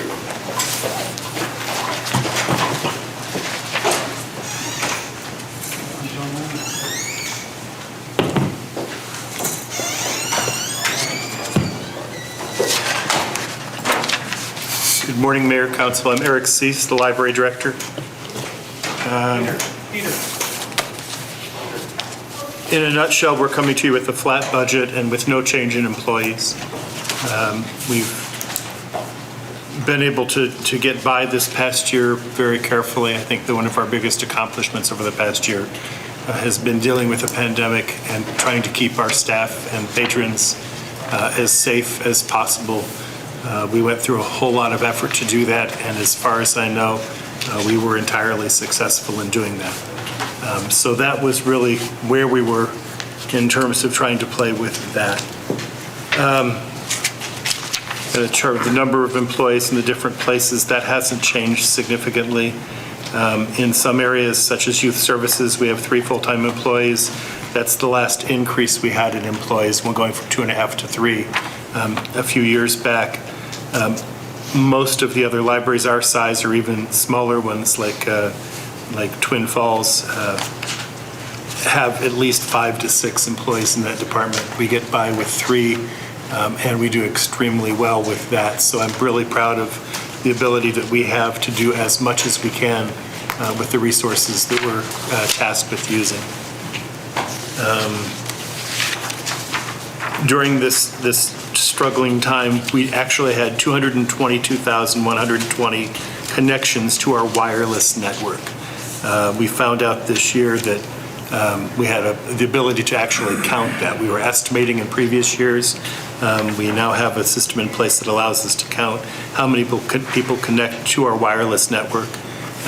If 6 people or if 1,000 people connect, there's no difference in budget. But it's impressive that we have coming up on 250,000 connections to our wireless network. Even with the lack of hours and the lack of, all the times that people were not in the library, we still got over 10,000 hours of internet use there. A lot of that is for job searching, we're filling out for government forms, for various things, for research. And it's been incredible that even in a challenging time, we've had really, really sizable use of the library for a lot of reasons. Ebook use went up 38% from last year, and that's in part due that we have sort of spent some time focusing on electronic delivery of material because for a lot of people who couldn't make it to the library or who chose not to do so, they still have access here. It also allows us to reach more members of our community than those who are able to physically get to the library. And so that is a definite success. As it says, we are purchasing more e-material, and that has to come at a cost to print material. Print material is still our primary business, if you will. But if we spend more on e-books, which are more expensive than print books, it's important that we do so. As you see, people are very much interested in having us do that. But it does reduce the ability for us to purchase print material as we switch format. You don't really change formats. It's not in place of in terms of use. It's an added format that's available, but it does make it so that we can't purchase as much as we normally would. I talked about when we met with the library board about the virtual story times. We have 72 of them and 31 takeaway crafts where people can walk in, get the materials to make a craft or to be involved in some kind of STEM activity. And we reached so many more people this year via story times than we normally would on a simply physically present basis. So we will continue with that as well. And so that is all done with no impact on the budget. It's nice to be able to provide more service at non-increased cost. Questions to this point? Issues and concerns we talked about last week, the vehicle that we need to replace. It's a 1994 Subaru wagon, and it is in bad shape. We are going to be applying for a grant through the state library to replace that vehicle, and it's on a reimbursement basis, and so we would need to purchase that vehicle and then be reimbursed. The library fund can support the purchase of the vehicle, but we would work with Fleet. As we said, we got a great price with it. It's nice working within the different departments of the city with each other to try to do everything we can to make this as fiscally responsible as possible. That is what we're attempting here, but we need to purchase a new vehicle at this point. The vehicle has been in for maintenance every year for the last number of years, and it's getting to the point where it's not drivable. And we need to be able to reach out, and again, it's the outreach, getting out into the community, to the schools. We have a significant interaction with the schools. We take the book wagon that we have right now, free books that are given to us through state programs or other ways, to the parks during the free lunch programs and things like that, and sometimes to the market on Saturdays, et cetera. We find ways to get into the community and do some outreach so that when people can't get to us, we can still try our very best to get to them. I think everybody deserves their library, not just those who can make it there physically. But speaking of the physical library, I like birds. Birds are good. But birds are burrowing into the south wall of the library and getting actually sometimes into the structure so that we hear them inside the walls and various other things. There's significant damage being done to the south exterior. And if you're not right up next to it, you don't really notice it because the holes are pretty small. but there are lots and lots and lots of them. And for the physical integrity of the building, it really is pretty important that fairly soon we do some mediation. And the company that does that essentially would install a metal barrier between the exterior and the infrastructure of the building. It's not cheap. I think the estimate for doing that side of the building and any other areas where there are concerns runs about $34,800. That's the estimate that we got for the repair of that. Again, there is enough money in our contingency to be able to cover that, so it should be budget neutral. But it's really critical that we do that sooner rather than later, because there is significant damage being done by our feathered friends. And I guess frenemies, they're not great. Yeah, when I read that earlier, I was just going to say, I think that is crucial to get that taken care of, because there is a cost associated with deferred maintenance. We've had this conversation before, and so I think it's much better to get it taken care of. But it sounds like you just said that is included, that you can cover it? We would be able to cover that with, and you can back me up on it, that the contingency. So I'm not sure, Eric, what contingency you're referring to? I guess the contingency, I'm talking about the, in terms fund balance, maybe? The fund balance, yeah. Okay, so the fund balance for the library, and before I answer that question. Sure. The library is supported with property taxes primarily, almost entirely. Yeah. And so right now, the fund balance is around $700,000. The policy that you have says that you should have a fund balance of about 25% of what the operating expenditures are. The operating expenditures are around 1.2 million. So that would indicate that you have sufficient fund balance, and that's where I would suggest if that's what the council's desire is to do. I don't know if Eric has surmised what the project cost would be. Yeah, about $34,800 is the estimate. And that's not included in the budget as presented. I would say that you just come back to us as a budget amendment. And that's what we would do. Take care of that this year and move on. Yeah. We could do it this year if you were interested in doing so. I think it'd be important to get it Sounds like we're interested in getting that done this year. We can absolutely do that. And the other concern, because this happened at my house, you get a queen in there, a bee, and then you end up with a giant hive in the building that is expensive to. Anytime you have openings in the surface of your building, it's not good. So, yeah, the bee Rain thing and is water an and issue. stuff getting in the holes and Right. causing more issues down the road. So I'm hearing, get us a price, let's get it done, and get it done sooner than later is what I'm hearing. So.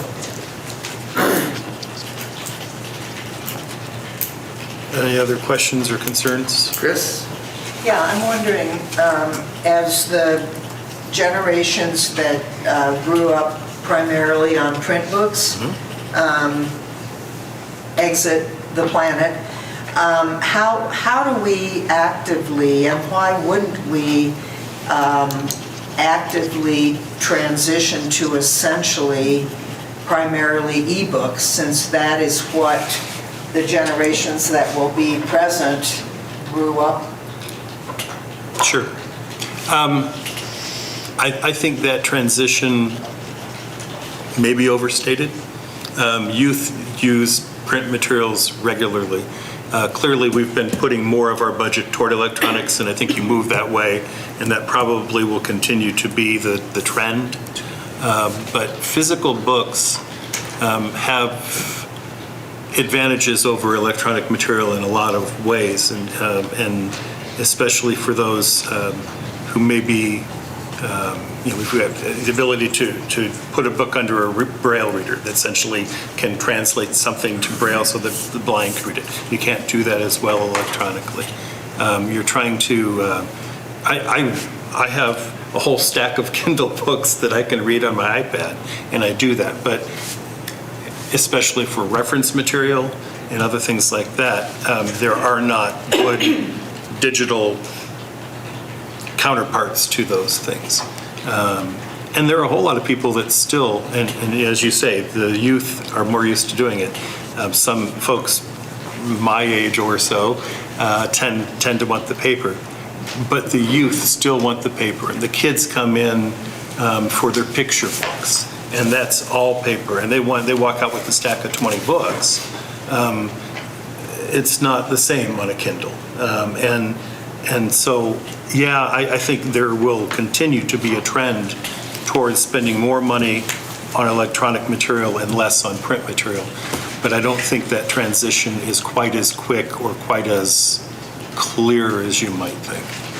Well, I mean, as long as schools, for example, don't, as long as we have internet issues in parts of the community, and as long as schools have funding issues and rely on, 20-year-old textbooks and so forth and so on,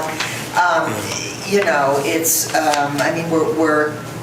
I guess it appears to me that in some ways we are continuing to train paper generations based on,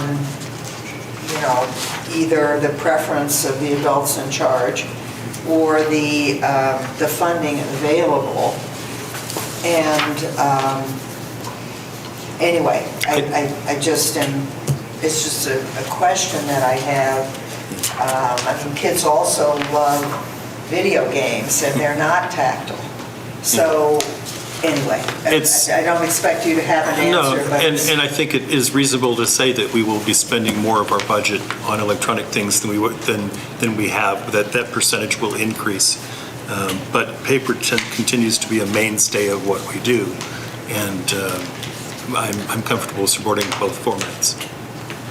I think we've got Roger and then Claudia. I was just going to say, there's a practical matter.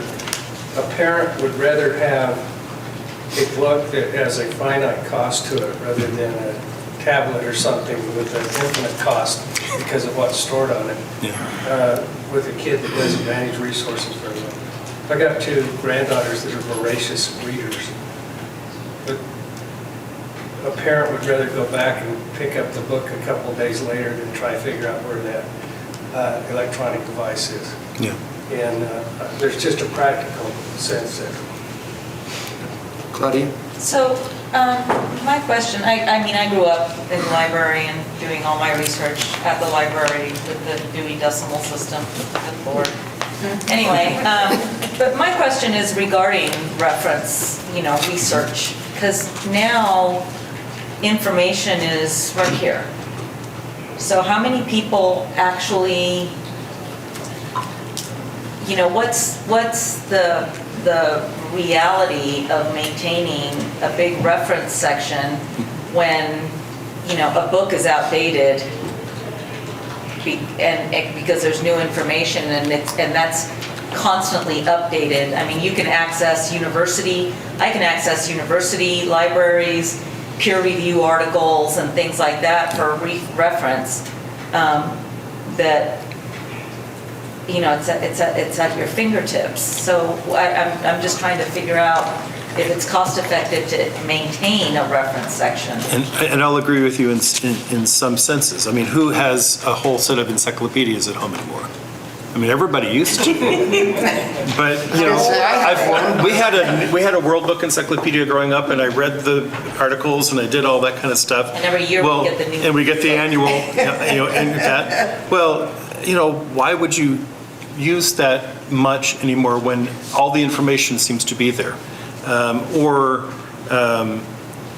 Dictionaries and various other things. You can just look anything up.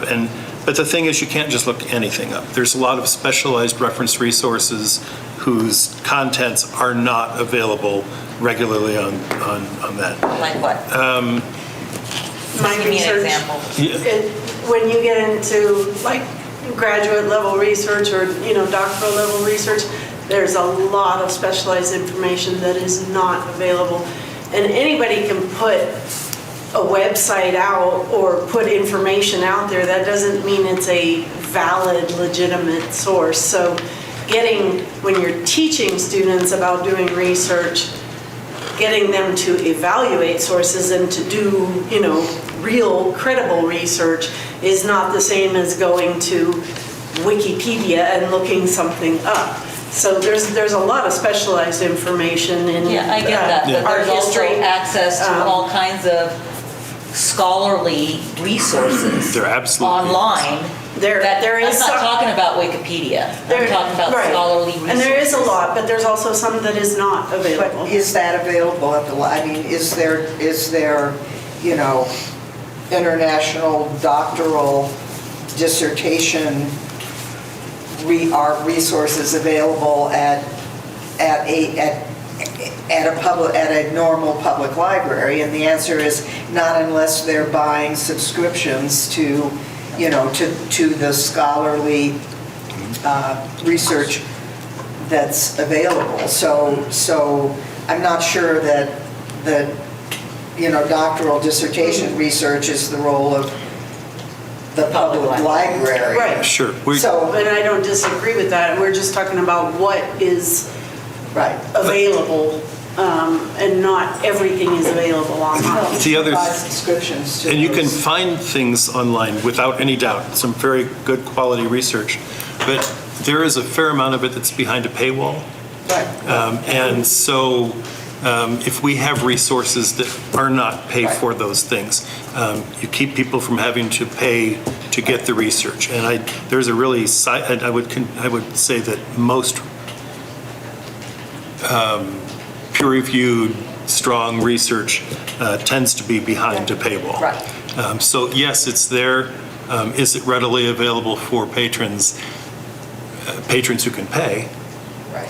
But not necessarily generally available. But we don't necessarily, I mean, like, so I'm thinking of consumer reports. Sure. To keep it on a, you know, Yeah. mundane level. I mean, rather than buy a personal subscription to consumer reports, I go to the library if I'm buying new appliances or whatever. But, you know, but the likelihood of me being able to research, you know, something in the esoteric philosophy of communication in You're not going to go to dance, a public library for that. but via public library, you know, I'm not sure that the scholarly resources I would need, you know, and access to the Lincoln Center dance collection and so forth, so on, nor should it be. No. But, Let me give an example. We have databases that come from the state, and where those are covered, we don't try to duplicate that. Right. So there are genealogical resources, and if somebody wants to access some genealogical resources that come from a state-sponsored database, that means we don't have to buy all sorts of genealogical resources because they're covered. And so as we develop our collections, we develop it with an eye toward what is not readily available, and that's where we put our money for reference resources. And there are plenty of things that are not readily available or are behind a paywall. Well, Eric, it sounds to me like what you're doing right now is you've got an emphasis on paper, but you are also making a concerted effort to move to ebooks and do the things, I mean, that makes sense. Probably there's, I mean, I know that you're involved with the libraries throughout the world, quite frankly. You've been in a number of meetings with people throughout the world. To have a 38% increase in ebooks and the e-library type of a thing tells me that you are making that transition as appropriate, when appropriate, and doing what we need to do. We feel we are. Okay. Eric, could you tell me what is a library specialist as opposed to a librarian? The official definition of a librarian is someone who has a master's degree in that. A library specialist, we have two different levels of staff, the circulation staff and the reference staff, and those are distinguished by different pay grades. So the reference staff does more research and more that kind of thing. They are the ones that have a slightly higher pay grade than that. But the library specialists are all clerical, essentially, and are unlikely to have a library degree. Okay, and so how does that compare with a library assistant? That's, the assistants are the ones that are in the circulation department, and the library specialists are the ones that are in the reference department. Okay. All right, super. Thank you, Eric. Thank you very much. Very welcome. With that, we are going to take a break for about 10 minutes probably, and so hopefully we can start back up at about 11 o'clock. Definitely, maybe. It's a definite. Well, from the break. I said 10, it's been 14 minutes. Wow. So, Wow. with that, thank you very much for joining us after the break. We'll go ahead and continue on with agenda item number 5, which is the Street Operations Department. Tom. Thank you. Good morning. Tom Kirkman, Deputy Public Works Director. We'll be doing the street operations, and then we'll do sanitation, then we'll do fleet services and fuel. So we'll start with street operations. You've seen our organization chart. That's kind of the way we lay things out. Nothing too interesting there. We're probably going to have a little bit of a discussion when we get to sanitation, so I'll try and hurry through streets and fleet as best we can to keep us on track. Looking at some of the financial, or the slide for the financial stuff, there's something that's a little weird that happened last year that we've corrected for this year. Last year, the council gave us the street fund for our federal aid projects, an extra $250,000 in tax to cover the Fund 70 projects for our federal aid. Well, that money made it into our expenditure lines, but it was never levied, so we never got the revenue for it. It was just an oversight that happened. So we noticed that, and we did not execute any of that money because we didn't have it coming in. So what we did to try and correct that, as opposed to coming in and asking for an additional $250,000, which we don't have, we pulled money out of our reserves and we paid off the South Valley loan to sanitation department, which freed up the $250,000 that we pay every year into Fund 70, or for this tax, so that we don't have to raise tax and we come in neutral. And so now we're using that money that we used to pay the South Valley loan to cover our Fund 70 projects and anything that comes up. So that's kind of the biggest change when it comes to what you're seeing here. How much did we pay off? $750,000. We had 3 more payments. 3 years early? Yep. And we actually did a budget amendment for $800,000. We paid off the South Valley loan for $750,000, and then we had an extra $50,000 to kind of bolster up Fund 70 a little. So that's pretty much all there is there. As far as the numbers go. I'm confused by you've got all these authorized positions, but you've got 0 filled? So, that's not a question for Because I know Tom. there's people working there. Yes.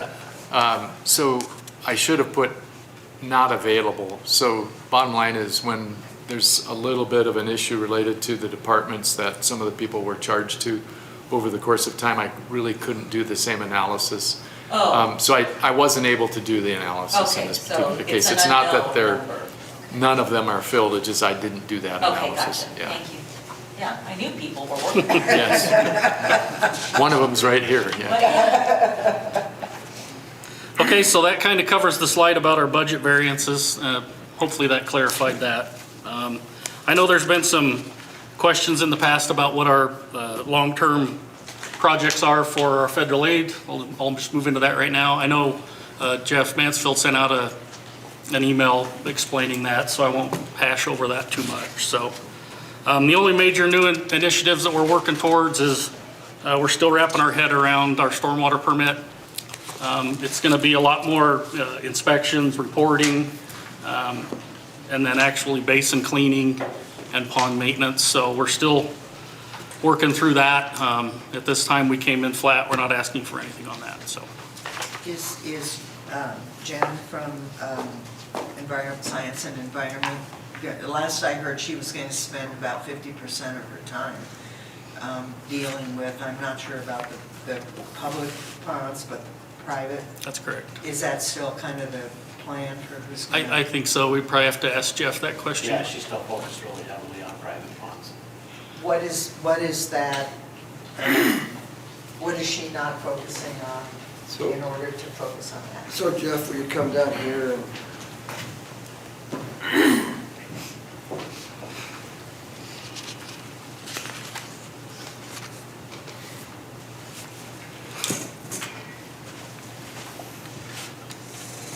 I'm sorry, could you repeat the question? Yeah, so if she's spending 50% of her time now, give or take, focusing on this issue, stormwater, then what that she previously used to do with at least a portion of that time, what is she not doing? Hannah would probably be the best one to answer that for you, but I know she's doing a lot of outreach. She's doing a lot of river vision stuff. She's doing I know a lot of her time has been focused on the nitrates presentation, and I think that's kind of wrapping up, and so that made some more time available for her to focus more on the private ponds. So she's been working on the private pond issues for quite a while now. Right. So, yeah. Right. Okay, thank you. And that's really about all I've got as far as streets go. So are these planned projects, are they already in, I mean, I know that there's years assigned, but is that the priority as far as necessity and things like that? Yeah, yeah, Okay, that's definitely. Okay. We've talked a lot about the Hawthorne and Quinn intersection. That's definitely a big one we're pushing to get going as fast as we can. So, yeah, yep.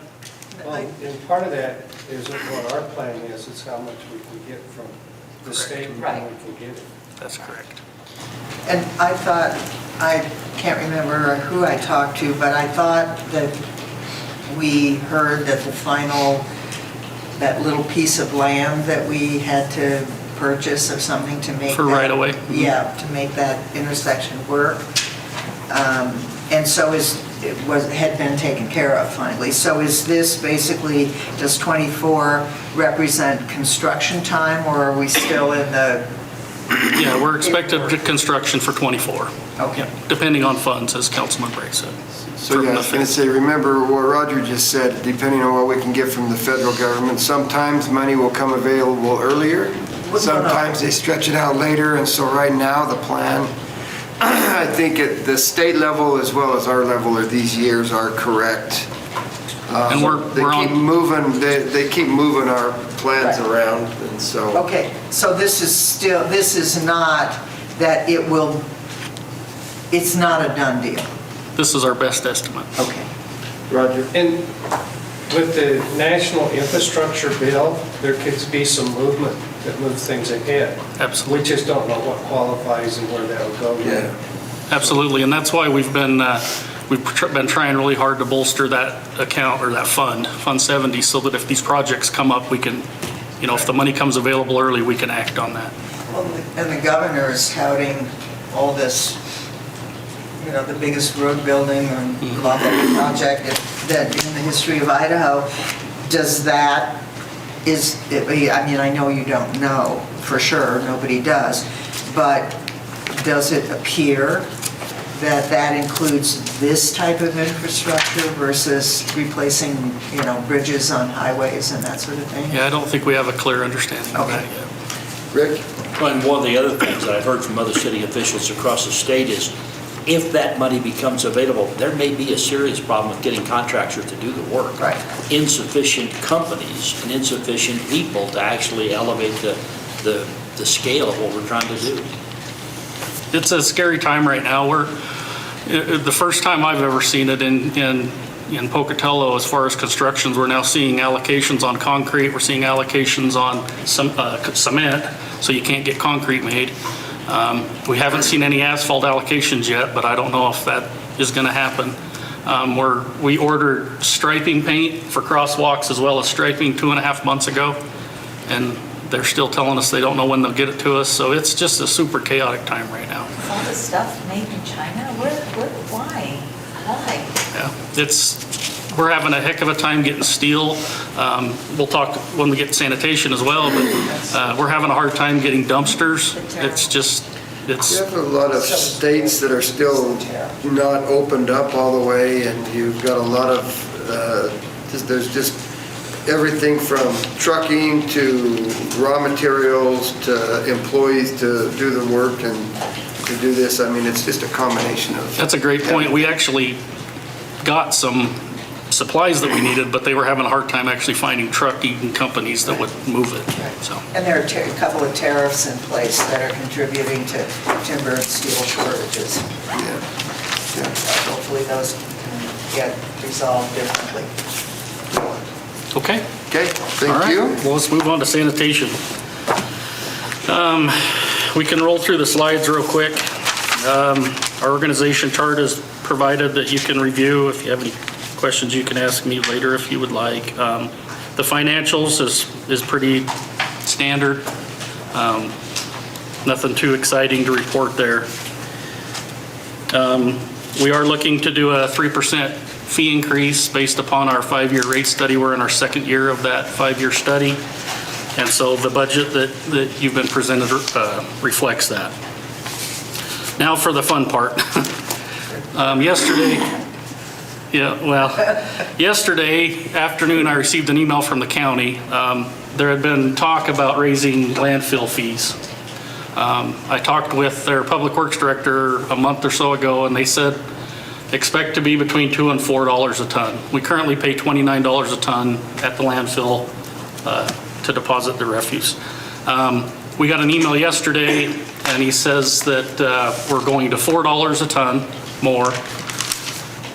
And then there's a caveat. Bingham County hauls their garbage to the landfill. And for however many years, they were only paying $1 more than Bannock County. And so this year, they are increasing Bingham County's tonnage rate by $15 a ton. So it's a very large increase for them. Bingham is now looking at other options, and if they withdraw from depositing waste at the landfill, our rates will go up by $12 a ton to cover those costs. At $4 a ton, we're looking at about an $82,000 increase. At $12,000 a ton, we're looking at a $247,000 increase to dump garbage at the landfill. I asked if there was any possibility of negotiations and what we can do, and I was told there is no negotiation. This is the prices that they're setting.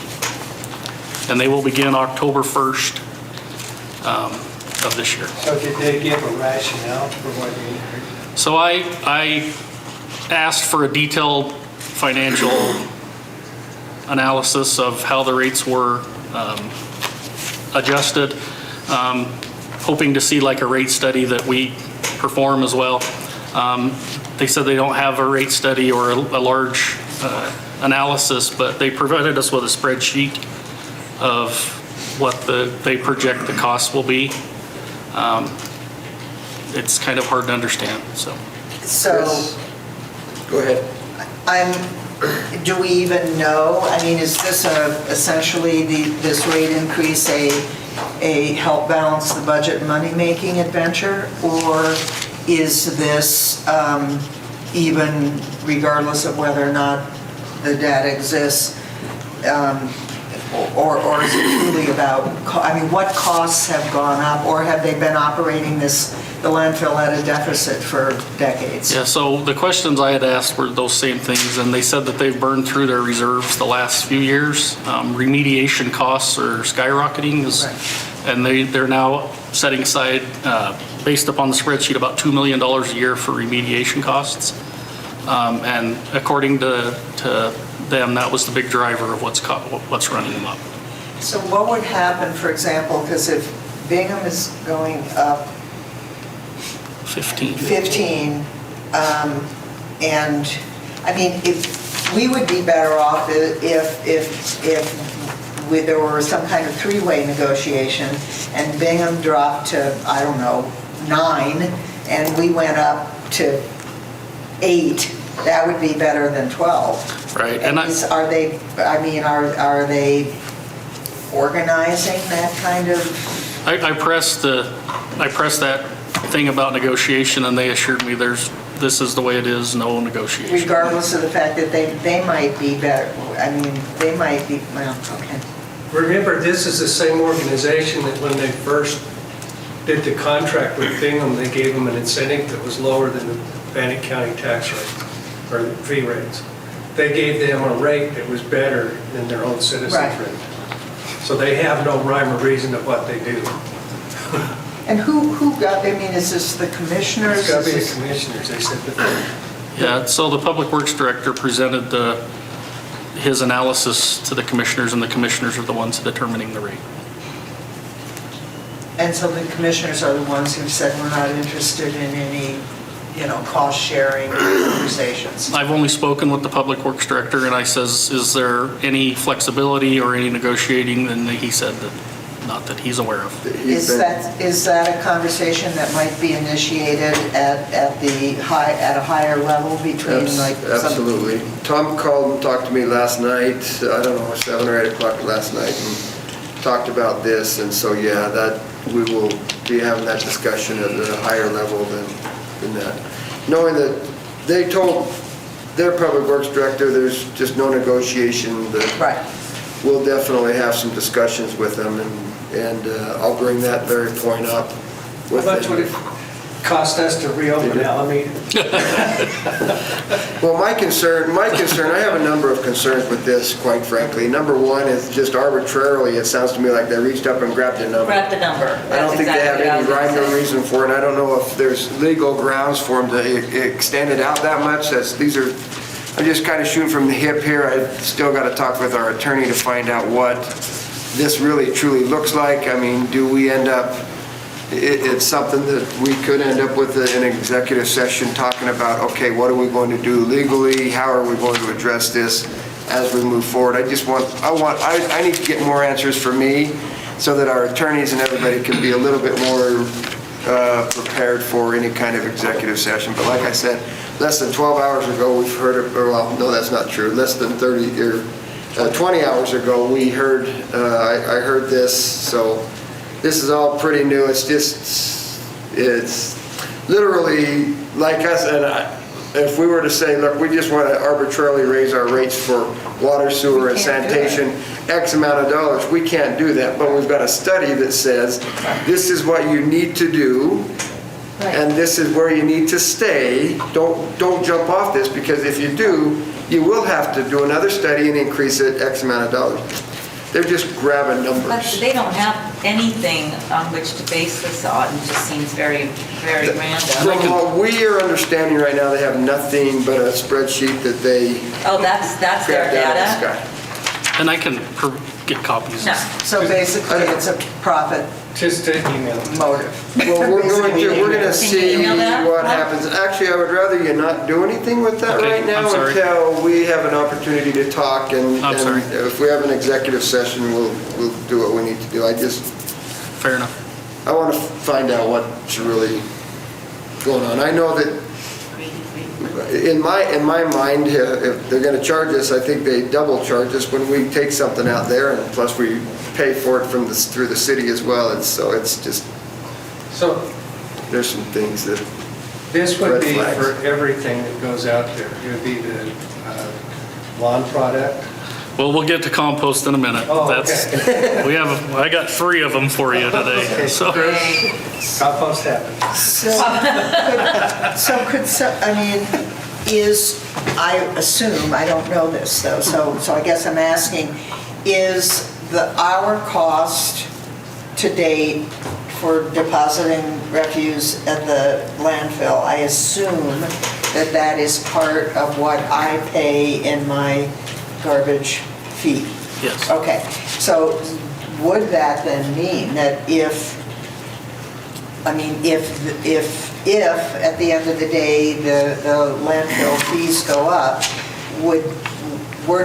we just fairly recently did a new rate study, so would we then have to pay for a whole new rate study in order to accommodate, or just hit the taxpayers straight up? So we've got But we Jeff- can't do that. Jeff coming down here, but my initial response to that would be, what we would do would be a amended rate study for sanitation, so that we can show why and how we need to do what we need to do, so we can legally defend it. Because we can't just use, I mean, it has to be fee tied to the fees, right? Yeah, I mean, that's, so we can't So, just yeah. subsidize it. Yeah, there's a reason we do that rate study, and we'd have to do an amended one. And we had to do an amended one, back in 14 or 15 with the lawsuit that happened when we reduced, we stopped collecting a fee, and then we had to do an amended one, and that next year was very uncomfortable because rates went up, I want to say 12 or 13% in water and sewer to level everything out. And so we're not interested in doing that if we don't have to. But Jeff, I don't know what you've got to add. So I did introduce myself earlier, Jeff Mansfield, Public Works Director. So one of the things that's most frustrating about this is that when we started this rate study process, we went to Bannock County and said, hey, do you guys anticipate any fee increases over the next 5 years? And we were told no. We said, no, they should stay steady for the next 5 years. So that's what's a little bit frustrating to us.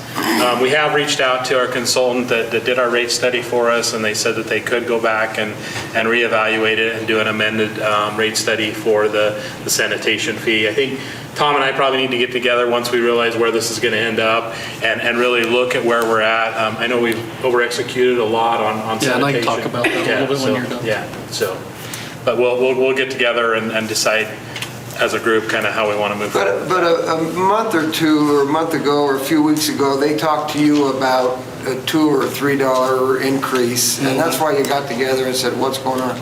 Yesterday, they came out with, it could be 12, could be 8, could be 10, they just don't know, and so yeah.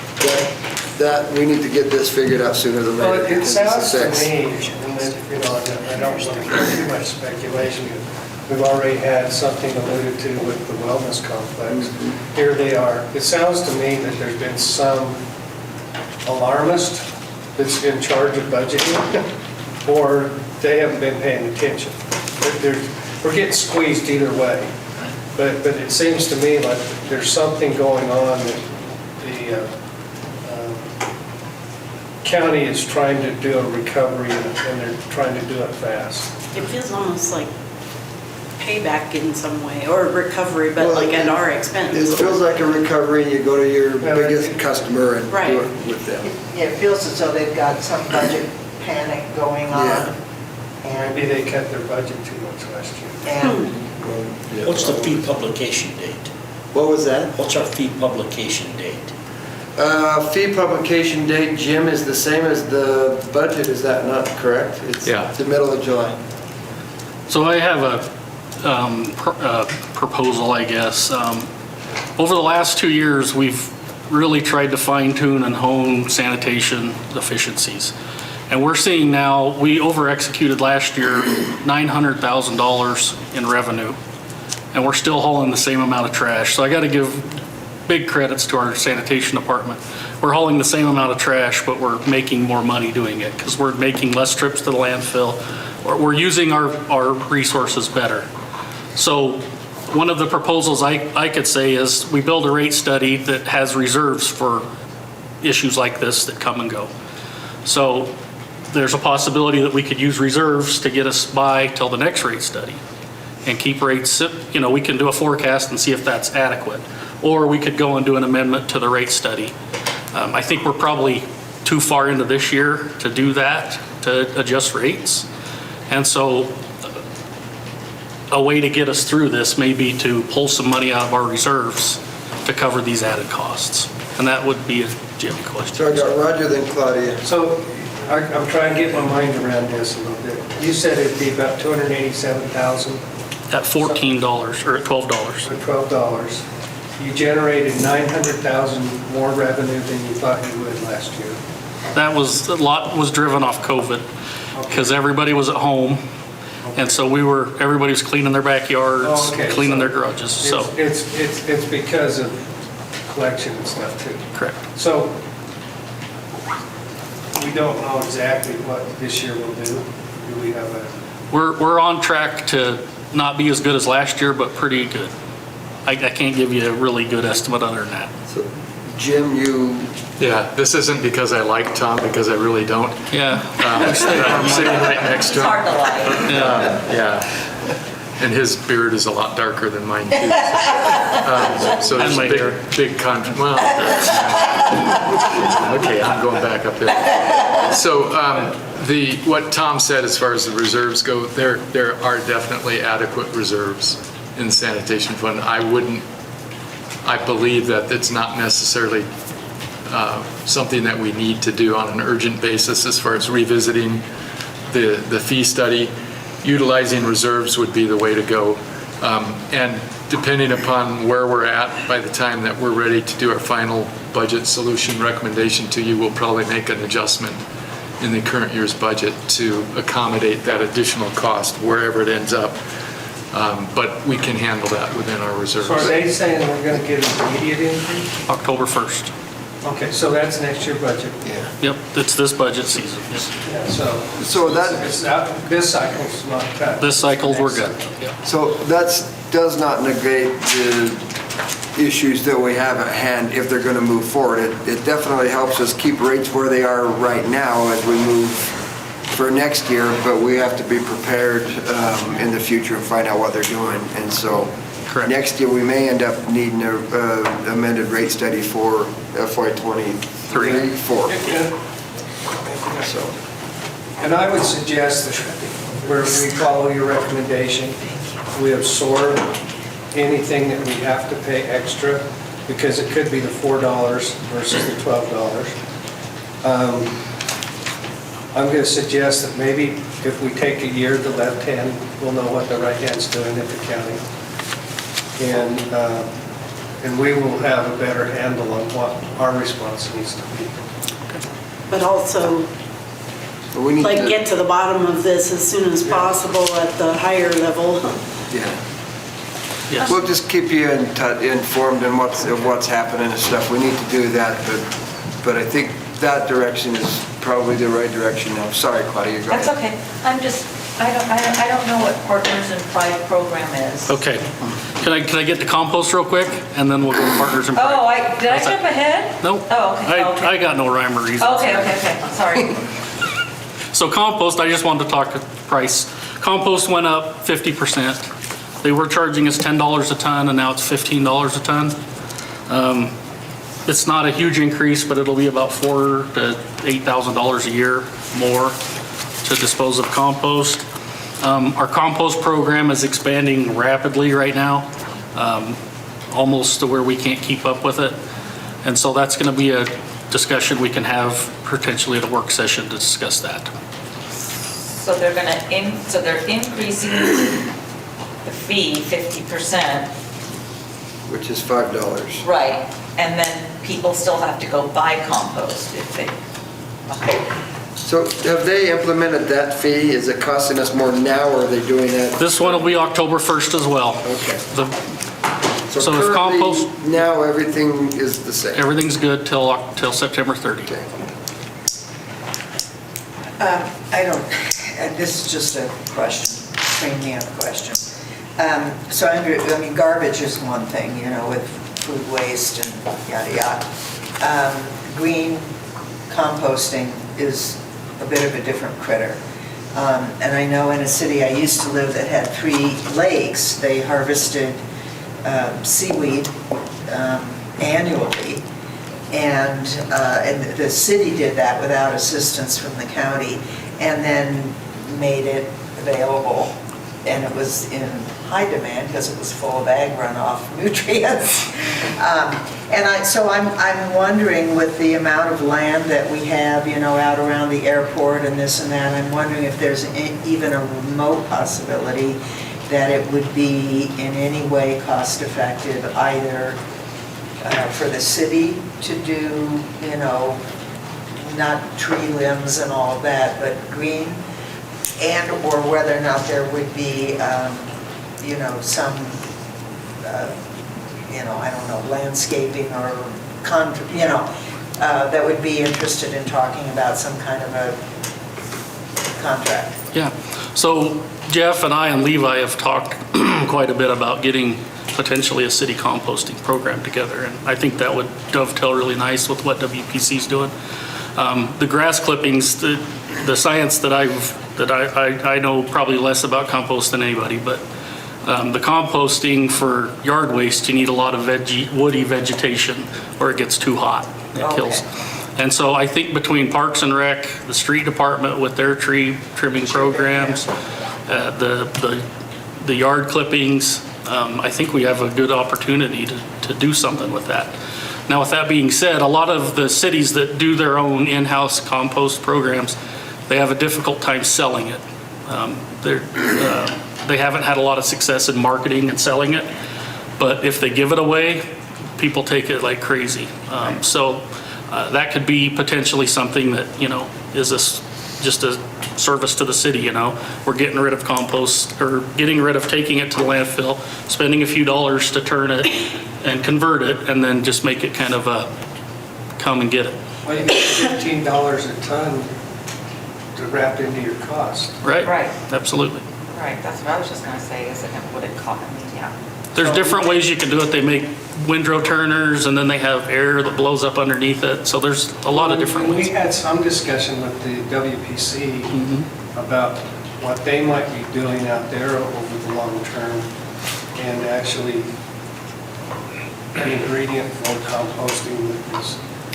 I think it could be a really good program that a lot of departments could combine on. And Is there any option for methane capture from that kind of or energy capture of some sort from that sort of? I don't think we generate enough to, Right. Right. Unfortunately. Yeah. I know the WPC plant does.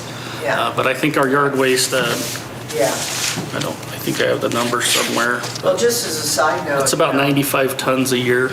I saw a program where you can actually cook your Christmas turkey in a compost pile. Yeah.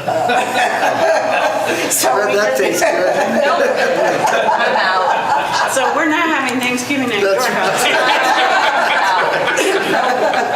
I have seen grass piles start on fire, so. But I mean, truly, it was like this super organic kind of thing. And the whole program was, you wrap stuff in tinfoil, and you embed it in your compost pile, and it. Please don't do that up at Johnny Creek.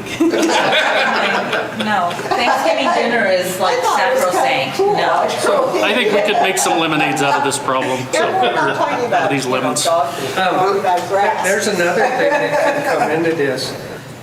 If we're going to be more aggressively with the fire department pursuing some deforestation, let's just call it that, could that be run through a chipper and? Absolutely. That's what I've heard is with compost is you got to have the right amount of grass with the right amount of woody But vegetation. you can't get pine trees in it. Pine trees Yeah, you poisons can't do compost. conifers. Pine trees. Acidic. As long as elms will work, we got that covered, eh? There's plenty of them in this town. Russian olives. Yeah, Russian olives. Russian olives would be good for 4 or 5 years. All the elms you want. Okay, so now one more, if I may. Yeah, go ahead. Partners in Pride. So Partners in Pride is a program that was developed a million years ago. They're green. We've painted the dumpsters. We have 3-yard containers, which are the ones you see at a normal business. And then we have the roll-off containers, the big ones. We've painted them green. And what it is a free dumpster service for the public. So you can call in and reserve a container to do neighborhood cleanup. This is a hugely utilized program. We have 2-month waiting lists on this. People will call January 1st and schedule for June, July, because they plan their summer cleanup based off this. So currently, the city of Pocatello, we provide the dumpsters, we deliver, we pick up, we schedule, we do all that. The 3-yard containers, when we go to dump them, they just go into the back of a normal garbage truck, and we cover the landfill costs when it goes to the landfill. On the roll-off containers, when you take those to the landfill, you pick those up, you take them and dump them. You get charged by the ton there. Well, the county has waived that tonnage cost, and it's a very small, it's $7,000 to $10,000 a year. They also informed us that they don't want to participate in that program anymore, and that they don't want to cover those landfill costs. And that was effective on May 5th. They just called and says, we're not doing Partners in Pride anymore. The unfortunate part is the city did about 90% of that program So it was a very small amount, but they. So they're no they- longer partners in pride in our community, Yes, right? that's correct. It's a decision the county's made, they're no longer partners in pride. Yep. Greedy bastard. No. I will tell you, Council, I think that's an important program for us to keep, personally. It's one that shows that we're giving back for what they're given. It shows that we want our community cleaned up and picked up, and for $10-ish thousand a year, I think that's money well spent, Well- personally. I just want to make a comment that however all this shakes out with all these fee increases on their part, I think that we as a city need to make them own it. Oh, absolutely. I don't think that, it should be the public should be allowed to perceive that the city's, well, they're just raising our trash rates. This is what's happening. This is who did it. These are the people who voted for it, and now we have no choice. And I just want to go on record as thinking that's going to be a very important piece of this, because if not, people are going to just start dumping their trash on the corner. Heidi? So free is awesome, but super cheap is also still awesome. So what if it wasn't a totally free dumpster, but it cost $5 or $10? Would people, I still think people would line up to get that versus. I don't know if the we can do regular that rate. without a fee built, can we? No, you'd have to do it as part of the fee resolution. I mean, I So would, if- if I mean, I I wanted just- a dumpster, I'd pay $15 easy to have somebody bring it. Yeah, I'm just saying, pick it rather up. than absorbing it and making all the ratepayers Right. do that, maybe it's still a great deal and it still Right. keeps the program rolling, but there's a little skin in the game from the people who are actually using it versus the people who aren't using it. And if So- you've got 4 or 5 houses, doing this, a cul-de-sac or a block or whatever, you're talking about maybe $2 or $3 Yeah. per household. I think we can address it in that way if everybody That's a else great is idea. okay with that. How much is it normally that a individual or business would be charged to get one of these dumpsters delivered to the retailer? Let me get my, Not the Partners in Pride one, but just like the regular Just one the that they regular would one. get from sanitation. 3-yard. so a 3-yard container is $86 to pick it up. And it's like, it's $25 every dump, and it's $5 a day to rent. For like a business, it's like $83 every time we tip it. And then for the large roll-offs, they are very expensive. They're $110 to $130 plus the cost of the landfill. And large roll-offs are often what we deliver to these neighborhoods? It's both. The 3 yards is what we mainly deliver. Are those roll-offs, I don't know what those are those the big, super long ones with the cage on top? That's the ones. Okay. So that's still, So Yeah, I even if think they could get it for screening deal. 50%, I still think you'd have people, why wouldn't they? Why would they go pay retail for it? Yeah. Or, not retail, but you know what I mean? I think that that's a good idea. I think it's an important program for us to keep, however we keep it, to show that we're interested in keeping our community clean. But if we're going to start charging anything for it, I agree with Claudia. We just make the county own it. They're making these decisions, I believe, arbitrarily. so if it were, if this weren't covered by a fee increase to all sanitation users, but it was I want one and here's my $20, deliver it, pick it up, then why would that have to go in a rate study? You wouldn't have to do a rate study, it would have to be part of the fee resolution. Can't charge fees. Okay. Yeah, we need to add it to our fees Well, before I see. July. Here's Something where, that would be published. Yeah. Right. For next year. I think we This should year, I think we can. bite the bullet Yeah. with what they've done to us this year, but make them own it, like Claudia said. And then we can study this and we can have our own fee proposal when we develop our fees later. Because I think we need to weigh what each costs, what a neighborhood will be willing to ante up and some stuff like that, and I don't think we I can. think if they ended it as of May 5th, I think we should get it in for this year's fee schedule. I agree with that. Because it's got to be by July. Well, yeah, that's what I'm saying. Oh, I thought We you were ante talking up for about the this next. year. We don't go do a fee resolution or anything to change it, or we just say we're going through October 1st this year, and next year we'll have the opportunity to address what they put on. So the 3-yard containers we're already absorbing. She's saying we need to put the fee in Right. this year Right, for right. next year's For budget. this This summer. year, we're committed. Right, right. I mean, for this budget that we're working on now, we Yeah. need to put it in. Yes. That's what you're saying. Yes, right. But Heidi, are you saying that we also want to have something in place for the remainder of this summer? Well, that's probably a lot more hassle than. Yeah. I don't think we I don't know. can. Okay. Yeah, I don't know. I just wasn't sure. Yeah, I think I'm You sorry. would just have to have your own separate fee public hearing and fee resolution for that particular fee. We combine all our fees to one big public Yeah. hearing and resolution, but you don't have to. It's been our practice to do it all at once. This is what, But if middle we're of too far June, in, so You'd still have to publish it a couple times. You'd have to have a public hearing. you'd have we've only somebody got meeting. 3.5, 4 months. I don't know that it's worth, Okay. Right. I wasn't sure I was hearing yeah. one proposal or two, that's all. For the next few months, leave it the way it is, Yes. but come up with a fee for next year's budget. So a couple of questions, if I may. The 3-yard containers, we just dump into a back of a commercial truck. So we're already eating those costs through the program. So are we okay with leaving that the way it is? Okay. So then the roll-offs, I just got corrected. It's $201 for a roll-off if you were to rent one. Why is it 200? You were given a half discount already? Yeah, Instead of I got yelled at. It's 201. 201 instead of 200. I know. Rate study. How many of those roll-offs do we actually use? I mean, they're more expensive for us to deal with, but not appreciably. So the roll-offs, mainly what we use for is the large commercial accounts and then construction. Construction sites. So right now, almost all of our rollouts are out. It's the crazy, right now is crazy.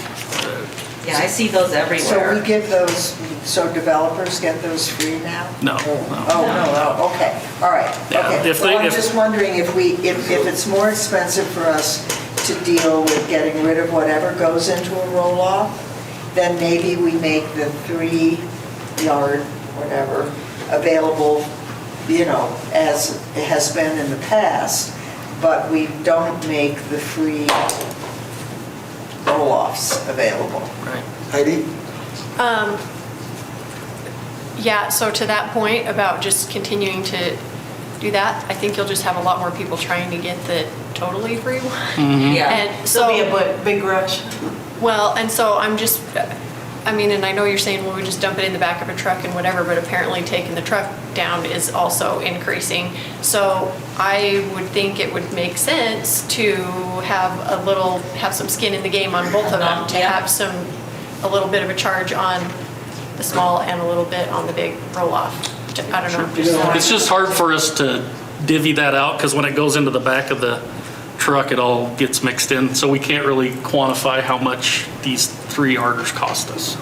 Oh, but we can still, We I can mean, we still- can easily have legal justification that there is a cost associated Absolutely. with. Right. And Absolutely. there's still way less than So- what the cost is, so Sure. we can come up with a We number. can still right? justify Yeah. it. We can figure that out. Roger? One of the things I was thinking here, the big roll-offs often can be where they're cleaning up a neighborhood.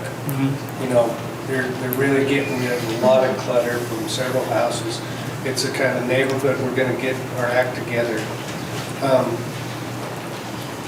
I would kind of like, if those are the cases, that we do them free and we do them something like we do our water utility.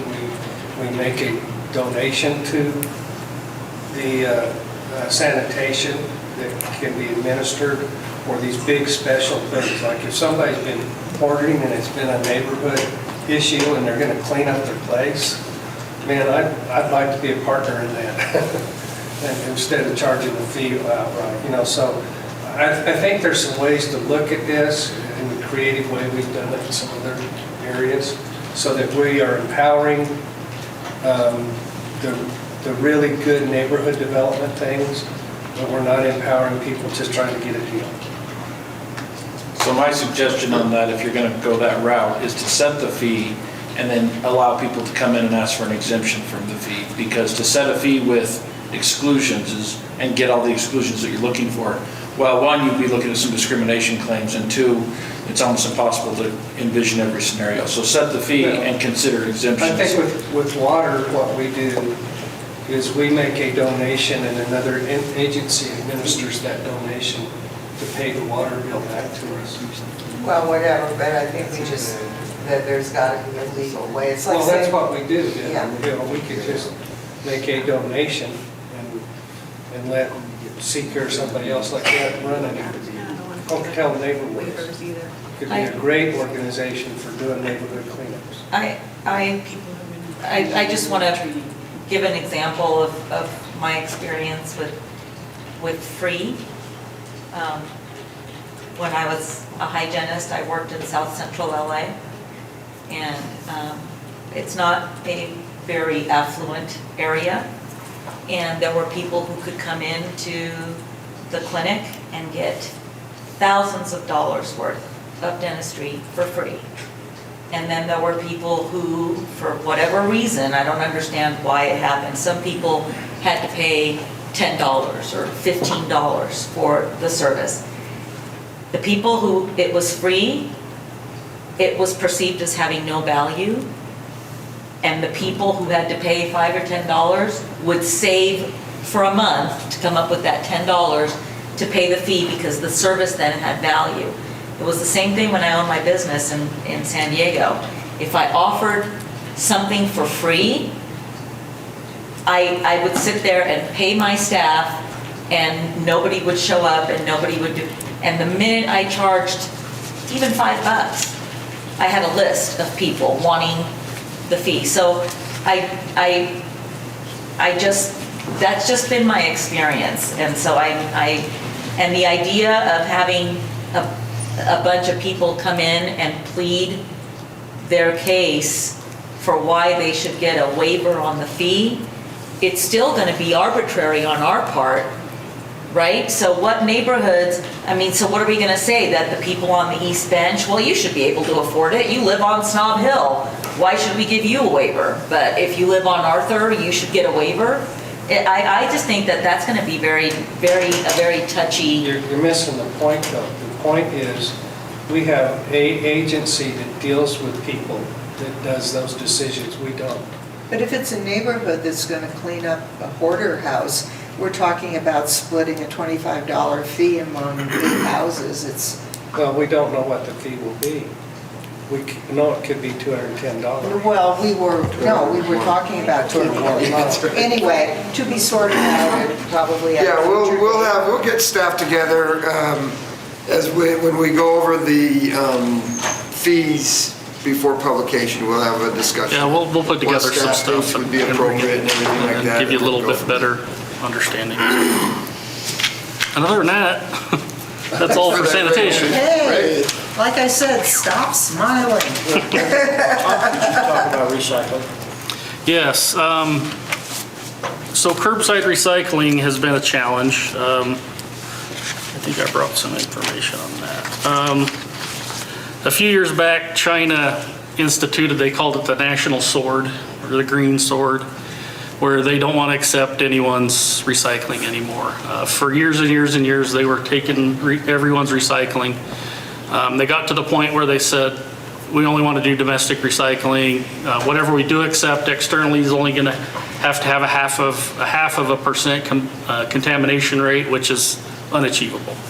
So what ended up happening with that is now we have a lot of recycling sitting at the ports and at MRFs, the sorting facilities, with nowhere for it to go. And what that has done is driven prices up. So for the last, we signed a contract with Western Recycling in 2019. We renewed the contract. It's a 5-year automatic renewal, but we can opt out at any time. We're currently paying between $145 and $160 a ton to recycle. So it's about 6 to 7 times the cost to dump it in the landfill. We're seeing this nationwide. There's really not been any new entrepreneurs that have come up with ways to use this material. And so I think it's just worth noting to you folks that recycling is getting very expensive. And you're talking plastic Curbside. and paper, not glass. Glass is a free service that we offer. We were able to get glass worked out because we can haul it down with street department trucks and haul salt back from Salt Lake. So it was a win-win. That was just a happy story. So glass recycling is going crazy. We got our first 1 million pounds. But we're looking at about somewhere around $275,000 a year of what we're spending for recycling instead of throwing it away. So it's just something I thought that it would be worth the conversation to see where you guys are at. I'm not saying one way or the other, you know what I mean? I'm just. So that 275,000 is over what we would be paying if we just took it to the landfill? Yeah, so it's about 400,000, 337,000 is what we pay every year to Western Recycling to get rid of our recycled products. If we were to take those to the landfill, that would cost us $63,000 because it's got to go one way or the other. Except for then the unintended consequence of that is that then the landfill gets filled up faster and then we've got no place to dump. Correct. I mean, I don't recycle because it's free or cheap or whatever. I recycle because I feel like it's the responsible thing to do, and we've always recycled in my family. So, but I think that that's an important message to send, especially in an outdoorsy community like ours, where we're touting all of this, outdoor lifestyle, and then we're going to be throwing all our garbage away. I think that would be a bad message to send, but and then I think that we're going to end up having to. How much does a new landfill cost? Yeah, it's just a tough situation because the unfortunate part we're seeing now, and this is the stuff that, you hate to have to say, but like Portland and Seattle are the 2 export locations. And they're not having any buyers right now. And so you've got these large compressed cubes of recycled products, and then after a couple of weeks, they end up in the landfill anyway. And so it's just a sad situation we're in, but I totally understand. And like I said, I'm not advocating one way or the other. I just want to give you guys the facts of what it's costing us. I got Roger, and then Chris, and then Rick. So I think we got to explore the cost benefit if you're opening the door. And the cost benefit is that we have to pay a lot more to dispose of the thing, but we're also occupying trucks. We're also occupying drivers. And if we weren't doing that secondary type of thing, it would all be in a primary function. In other words, we go back to using just the green garbage can and not the blue one, and you wouldn't have to run so many trucks and have so many drivers and everything. Well, and on the trucks and the drivers, it would be pretty much a break even because we're still picking up the same amount of material. It's just the location where it would go.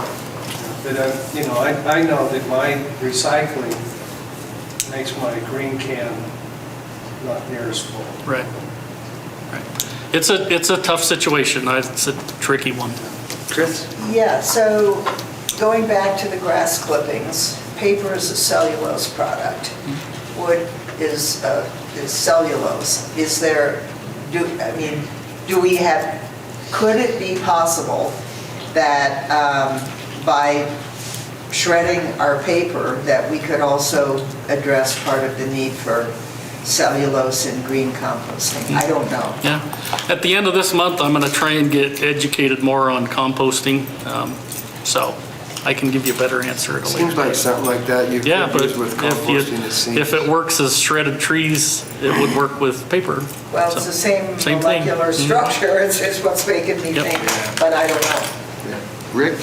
Well, it seems to me like we've talked a lot about cutting costs. And here's a chance to cut $275,000 in direct costs to the residents of Pocatello. And it's a feel-good program. Garbage is garbage. Whether they throw it away in our landfill, they throw it away in Portland. Garbage is garbage. We aren't changing anything. I heard the other day they can't recycle these bottles if the cap's on them because it jams the machine. They have to throw those out. So you put them in your recycle, they got to sort them through. If we try and do paper, they'll have to sort through that to make sure that the paper is a paper that they can use in a compost pile. It just isn't that easy. Okay, so, and I don't disagree with anything that you just said. I totally get it. So here's my question then, how do we plan for when the landfill gets full? That's a county problem. Well, no, We don't maintain the but it'll become our problem as well. I mean, it'll become our problem, Rick, because yes, because we're dumping our trash in a county landfill. So while technically it's their problem, it's still gonna affect the people of the city. So I don't disagree with you, but my question is, how are we going to address that when the time comes? And what happens when the county says, we're not putting in another landfill? They can't do that. Well, they can't raise fees without a rationale either, but they're doing that. Well, they have to have a place to take the trash. I think that the cost of it is a different issue than having the service. But here's a chance to save $275,000 that you guys have been so advocate about for taxpayers. This isn't a tax, but it's a direct fee to citizens. And we could cut right now. We could start tomorrow. Idaho Falls gave 1 week's notice when they dropped their recycling program. But it doesn't result in a change in the levy rate or... Nope, but your monthly bill you pay will change. I understand that, but it really isn't related to property tax breaks. So it's not a tax, it's a fee. But people are it's the paying same less. cost. I understand, but when you say, you know, the tax breaks you guys have been advocating for, this does not result in a change in the levy rate or a change in the overall tax rate. So it's a cost of living. I understand that, but words are important to me, and I just want to clarify. Okay, Linda. I'm very torn on this issue. As you know, we've had many conversations about this, and the council has discussed this over the years. We've seen this cost go up and up. We've seen the market disappear. Philosophically, I'm going to shock you and agree with you, but I believe in recycling. And the difficult part for me is that there's a lot of people in this community that believe in recycling and will be very upset to see this go away. But many of them don't know that their garbage, that their recycling is actually ending up in the garbage at the end anyway. So we're all paying for a program that isn't doing what it's supposed to do, and our materials are ending up in the landfill anyway. So I am concerned about the message that it sends, because I believe in it philosophically, and I think a lot of people do, and so I think we will have some very upset residents. But at the end, I also strongly agree with the idea that, and yes, it's not tax money, but you're talking about lowering people's monthly bills, their costs. So there's a direct savings to the people that we say we're trying to help. And I think we need to seriously consider that, and it's a difficult thing to do. So we got Heidi and then Claudia. So I brought this up before and it got shot down. We were talking about recycling last time because there was a concern that we would be in the New York Times as the city that killed recycling. Remember, that was a concern that was brought up, but Idaho Falls did it and they didn't wind up in the New York Times. We will. We might. And I just want to be clear, I would personally, if somebody said, for your household, will you pay to recycle or would you rather have a lower rate? Personally, I do believe in recycling and reusing and reducing, right, all of that. So I personally would choose that, but I think you make an excellent point. There might be some people who are in a bind and they're not doing it anyway, and they feel like it would be something that they would wish to do away with. So rather than impose my own personal views on it, I just think it would be very interesting to get feedback from the community, and even if it keeps us going down the same path that we already are, it could be an education element for people to say, hey, do you realize that when you throw the lid in there that it's a problem? Or, because I actually didn't realize that. But I was having a conversation with somebody the other day about aluminum foil and whether or not that's allowed, right? And they were like, well, yeah, you just put it in. And I was like, wait, it's not, right? It's getting so tricky. It I know. changes by the day. Oh, does it? Okay. The sorting well, just is, yeah. anyway. Because But we even the don't wanna- market conditions, most people don't know that China stopped taking. Yeah, I still So talk to if people we that are could- like, I can't put my yogurt or cottage cheese Yeah, things in, and I'm if we like, can no, you educate. can't, then it winds up in the landfill. But maybe it would be a way to help, find out, yeah, that what we perceive is that the community is adamantly in favor of it, and they would want to continue, or if not, that would be interesting for us to know. Just saying, I would be interested to get as much feedback from the community as possible. So I have a question for Jared. So if we kiboshed the recycling, because if it's a, I don't want to use the word scam, but if it's, but that's the first word that pops in. Not a scam as in a bilking, but if it's a fallacy that we are, because I go to a lot of trouble to sort my crap at home. So if that's a joke, then it's a joke. If it's all ending up in a landfill, it's just in a landfill in Portland, then I'm wasting time, and we are charging people for something that isn't really happening.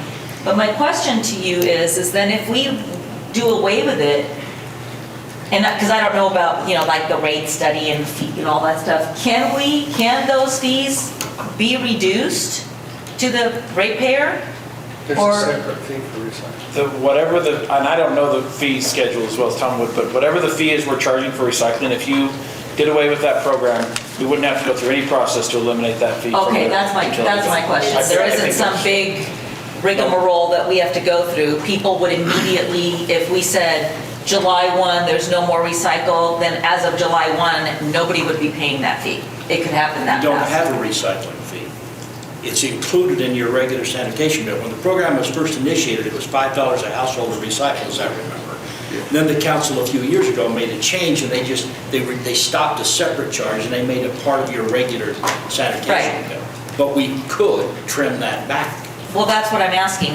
Because if we're talking about this $275,000 going back to the fee payers, the users, then that would mean that I need to see it in my bill, as does everybody else. Or it offsets what the county's going to charge. So, Right, because we're going to have an increased tonnage then yeah. at the county. But he's included that. Yeah, Yeah. we pay $334,000 at Western to haul it, and minus the 63,000 is what it would cost to take it. To take it to the dump. so, I think this would, sorry, Mayor, ahead. if we're looking at doing an amendment to the rate study, this would probably be a good one. If this is a path we just chose to go down, is we could do the landfill rates as well as recycling rates all in an amendment. All right, I'm good with it. So to your point, if I remember right, it was $5, but we eliminated that $5 fee, added 50 cents, because at the time, that 50 cents with the efficiencies that we had, the cost of recycling was at a very minimum at that time that happened. Now, that cost of that has gone up. You said, Tom, I want to say you said what? 5 times or something like that? Yeah, if you round $30 at the landfill and $150 at the recycle place, 5 times. So it went up 5 times what it was at that point. So, we're now paying that. The only We just extra haven't fee that increased we, sorry, Mayor, the only extra fee we charge is for an extra recycling, it's $5.56. So Tom, and maybe you can't answer this right now, but what would my bill look like if we quit recycling? Would I pay $3 less a month? Would I pay I don't think. $1.50 less a month? What would it? I don't think it would be that much. It's a $9 million budget, so 273,000 out of that it wouldn't be a lot. It'd be about a 50 3% cents. change. And that's where, like I said, I think if you say to the citizens, it's 50 cents or it's The dollar or whatever whatever. it is, Yeah. They can make an educated then that helps people at least decision. know and be aware. And I think, like I said, I would pay more than $1 to do it personally, and I think there are a lot of people that would. But it helps us educate and let people understand. Yeah. So then, I'm willing to pay for recycling, I'm not willing to pay for the shipping to have somebody else put in landfill. right, so Well, here's, what would happen with all the blue trash cans? Yeah, this would be a They logistic. get recycled. Well, I mean, On our end, it would be a lot of logistics to try and would we figure this just put a out. sticker on it that says, regular trash, so that then, because if I'm not recycling, then I'm gonna need another trash can. Right. And that's just 2 of us, but there are people in my neighborhood where they've got 7 people living in a house. So, and they've got 2 bins and they're already full, so. Right. So I guess my question is, would people just be able to keep the blue trash can? Would we put a sticker on it that says it's now regular trash? So that we could keep using them Yeah. rather than, I really haven't put that much in depth into it yet because I didn't know, like last year we talked about it a little bit and it was something that the council wasn't interested in and so the logistics, we'd have to work and iron through that. I do know a separate garbage can's $18. So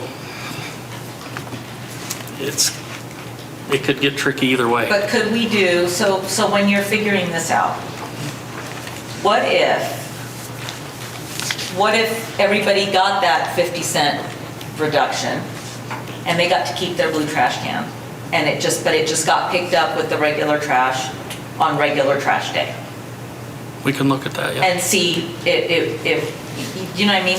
See what that would do. You get to keep your blue trash can, you're not paying any extra for it. And, but Yeah. now it's just for garbage. And every week or is a 2 garbage day or Right. whatever. So we would 2 basically days. be paying the landfill cost, the city at $63,000, but we would save the $273 by not taking it to the landfill. Or Right. taking it to the recycling So center. you'd have to redo your routes, I'm assuming, because the trucks are gonna get fuller much faster. Yeah. And so forth and so on, so. Yeah. so Like I said, there would be a lot of there'd be a lot of moving parts, and maybe this is better.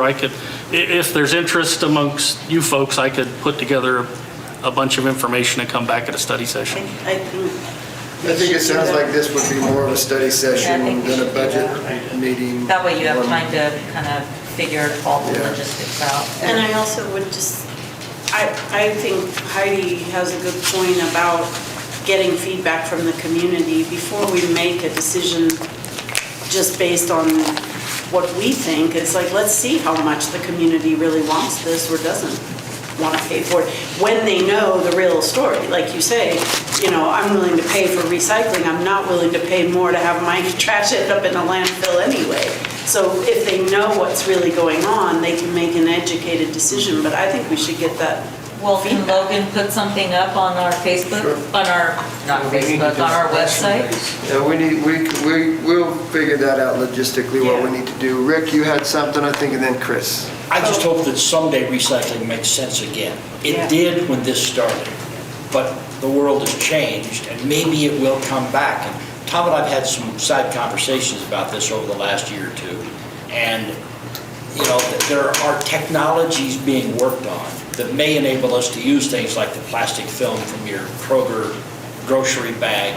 That stuff goes right straight to landfill. They cannot recycle that stuff. But there's people working on this stuff, and it may come back. And whatever we do, we need to be prepared down the road, a year, 5 years, 10 years, to start this up again when that recycling becomes viable. Yeah, because philosophically, I'm really opposed to not recycling. Chris? Well, I think the irony in all of this is that, this country and other developed countries have been basically recycling by polluting the heck out of less developed countries. I mean, pick up, every year National Geographic does a spread on the mountains of plastic and so forth and so on that less developed, less wealthy countries, let me say, less wealthy countries are willing to accept basically because they need the cash it generates at the expense of their own people. So essentially recycling, unfortunately, for a number of years has sort of been a contemporary version of colonization where affluent countries use the less fortunate to their advantage. And because that has been possible, the people who make these bottles have continued to be able to profit from their business of making these bottles. And I believe, Rick, that you're on the right trail, that unfortunately this is going to have to be a market-driven solution. It is going to have to be no longer viable for the planet to put these in the ground anywhere before the industry that profits from making these changes. And that breaks my heart. But on this planet at the moment, money rules. And until there's no place to dump this stuff anymore, money is going to rule. And that breaks my heart, but I think you're going down the right trail. I mean, thinking-wise. Okay, let's move to fleet. Sorry to be the bearer of just wonderful news. Hopefully it's better news with fleet. All right, well, we'll make it quick. So tires are no longer going to be manufactured. That's right. Our entire fleet is obsolete. Is that what you're going to tell us? Bring back the horse. Yeah, what else can I make it worse? We'll have some recycling. So we've got our org chart there. You can look through. The financial stuff's pretty cut and dry. Everything's flat for the year. Fuel, we've toiled, and I've tried to chase the oil forecast in the futures, and my crystal ball is really murky. What we're seeing right now with fuel prices is we mainly use WTI oil, West Texas Intermediate. The crude markets and the West Texas markets are kind of, it's looking like 22 is going to track the same as 21, but maybe down just a smidge. And so what we're proposing for fuel costs is just to keep them status with 21.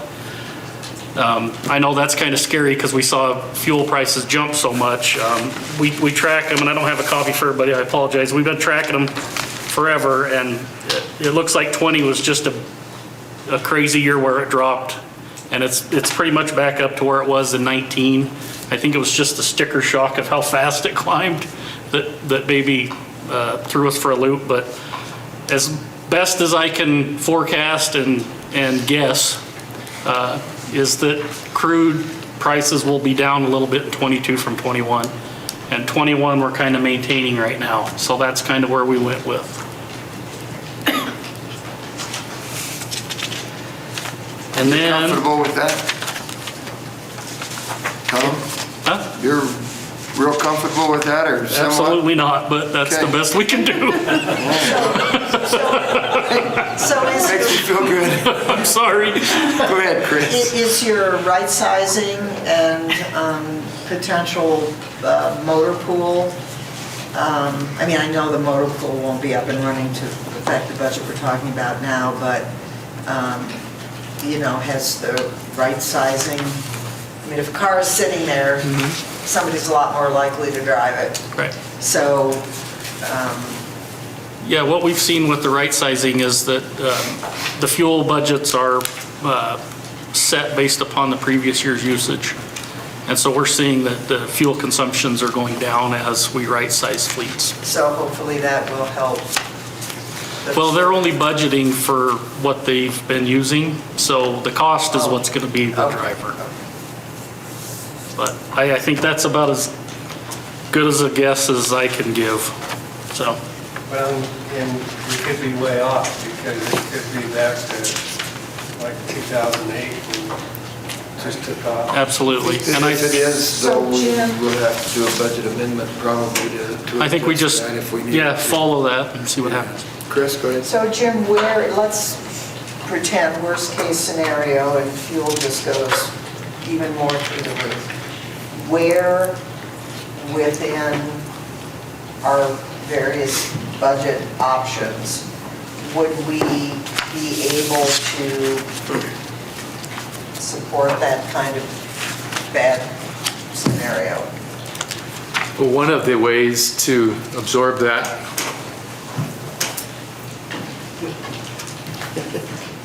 I need the exercise. As you can tell, I'm sort of hobbling over here. Thank you, This time I'm not going to sit next to this guy in advance here. I'll take the old person's gallery.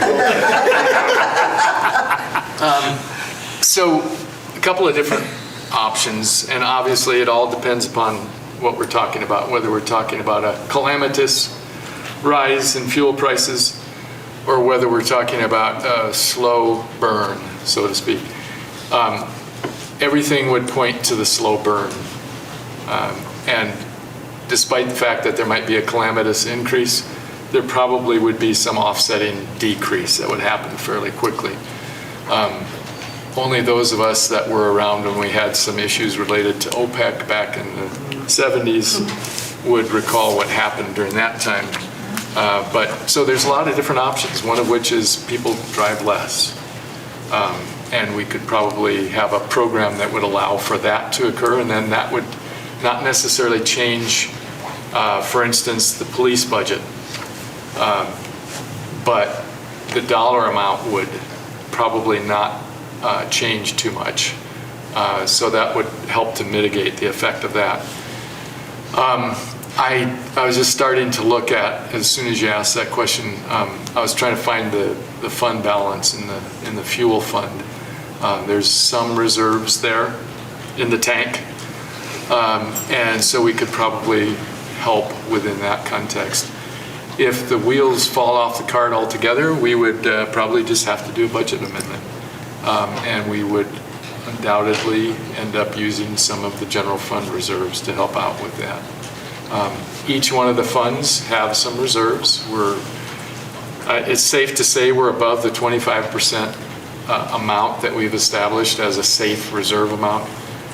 So the users of fuel, sanitation, streets, general fund is fire, and police principally, and all the rest of us ride around on skateboards.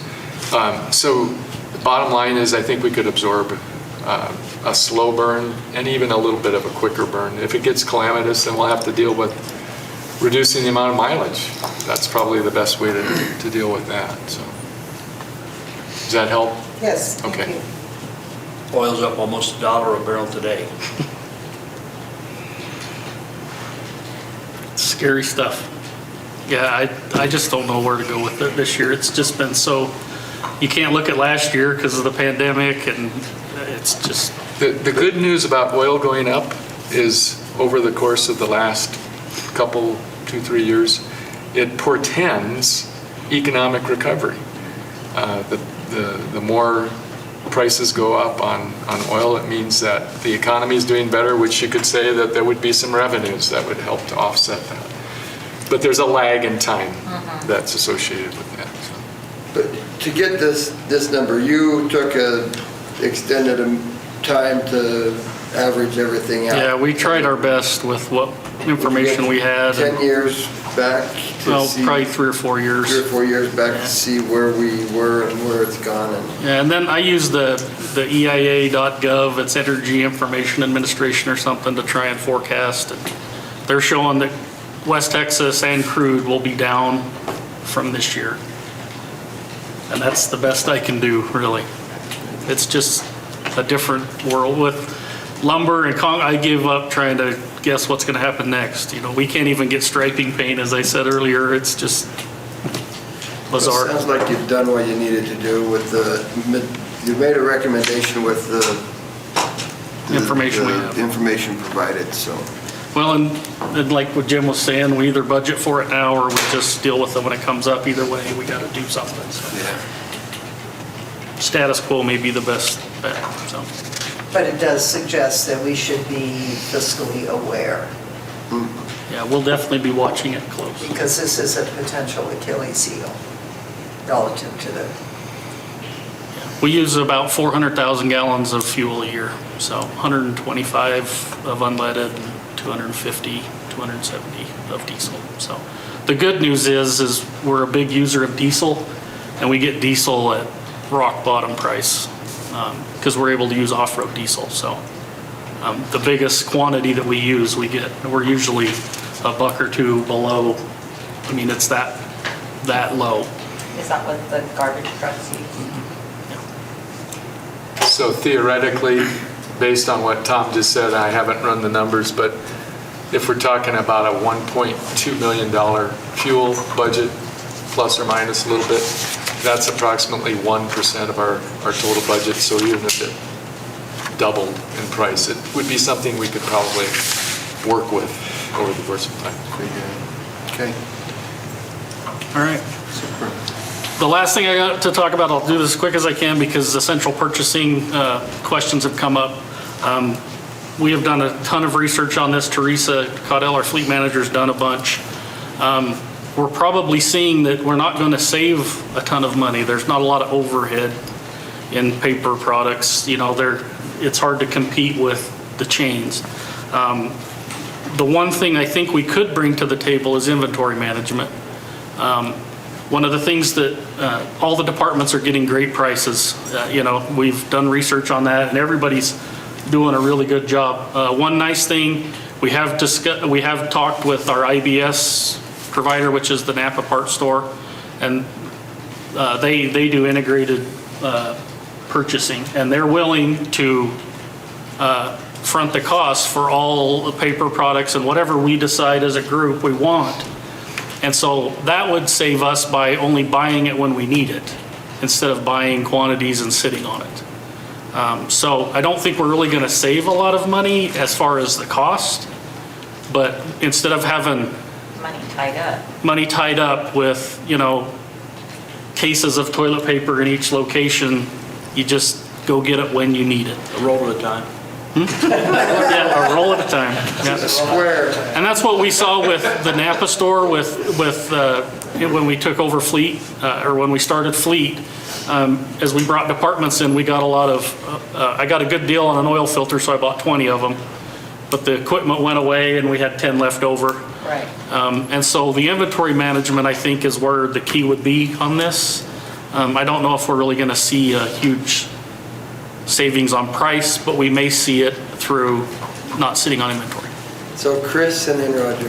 I would think we might save on, you know, individual staff shopping runs too, because, you know, as we've said before, I mean, I've been at various locations and seen you know, not every day, but enough that I noticed, and other people have mentioned as well, seen several city vehicles in the same parking lot from the same department, apparently shopping. Right. I mean, which is neither here nor there. I don't think it's anything intentional, but it just might, you know, those people could be doing other aspects of their job. And if we were to move forward on this would probably be something that Jim and I would have to have some conversations on how we work this out. But we can deal with some of that behind the scenes and then come back and visit at a later time. And it might be tangentially related to the whole fee card discussion to some degree.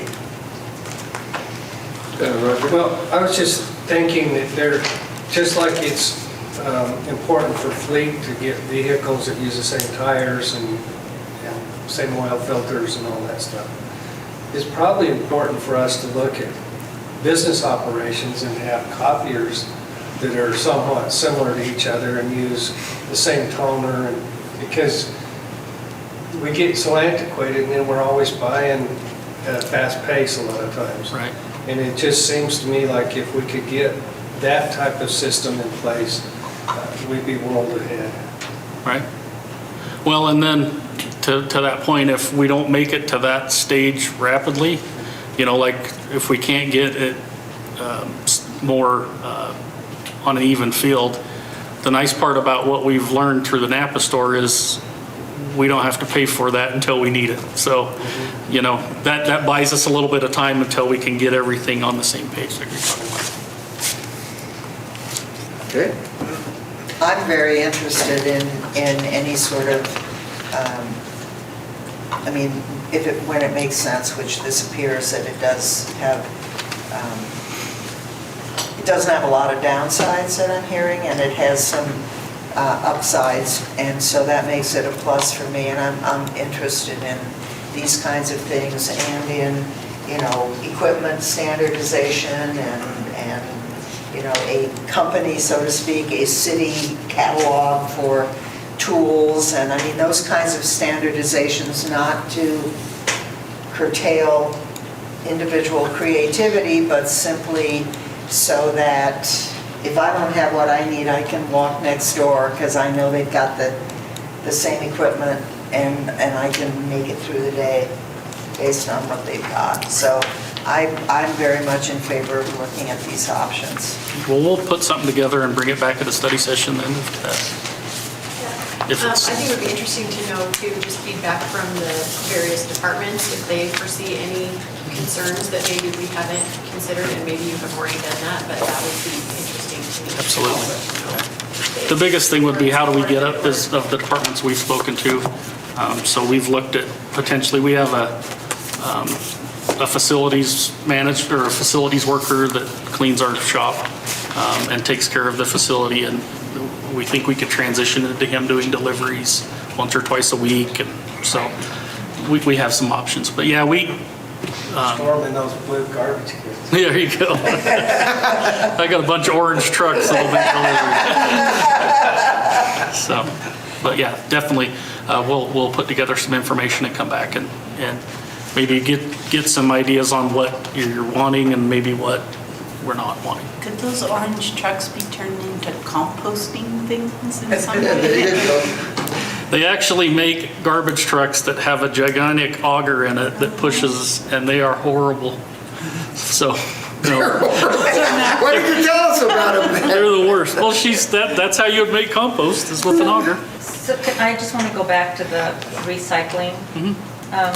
So the trucks that now pick up my recycle, are they exactly the same? As far as how they work, and there's nothing special about them? Nope. Okay, so then you could use them to pick up trash? Absolutely. Okay. Yep. Yep. The only thing we do is if we lose a frontline truck and we use a recycle truck to pick up garbage the next day, we clean it before we pick up recycle. But they're the same trucks. But then you won't have to clean it? 'Cause We still trash have is trash is trash. Yeah. You would be surprised how much we clean those trucks. That's why there isn't a cloud of flies following them down the street. That's right. Okay. For sure. Okay. Sorry it took so long. Nope, thank you very much. Appreciate it. With that, it looks like we're at the end here, Jim, so I'm going to let you stay right where you are so you can kind of explain tomorrow to us and go from there. We don't need you. I was looking forward to walking over there again. Yeah, you. You want me to sit by you up there? No, please refrain from doing so. So tomorrow, Public Works Internal Services Fund, first up. After that, Water Department, Water Pollution Control. Both of those departments, both water and water pollution control, are part of the Public Works org chart. You'll see that tomorrow, and that'll be principally Jeff Mansfield's presentation on the Public Works Fund, and then the individual managers on the other two. Information Technology Department, which is an internal service fund, Utility billing, another internal service fund. And then liability risk insurance management, workers' comp insurance fund, business improvement fund. And actually with business improvement funds, we get down into kind of the nitty-gritty details a little bit, or lack thereof, if you want, if I would say that more accurately. Ambulance fund is on for presentation as part of our budget, but I don't know that we're going to have a lot there as it relates to how we're going to approach that.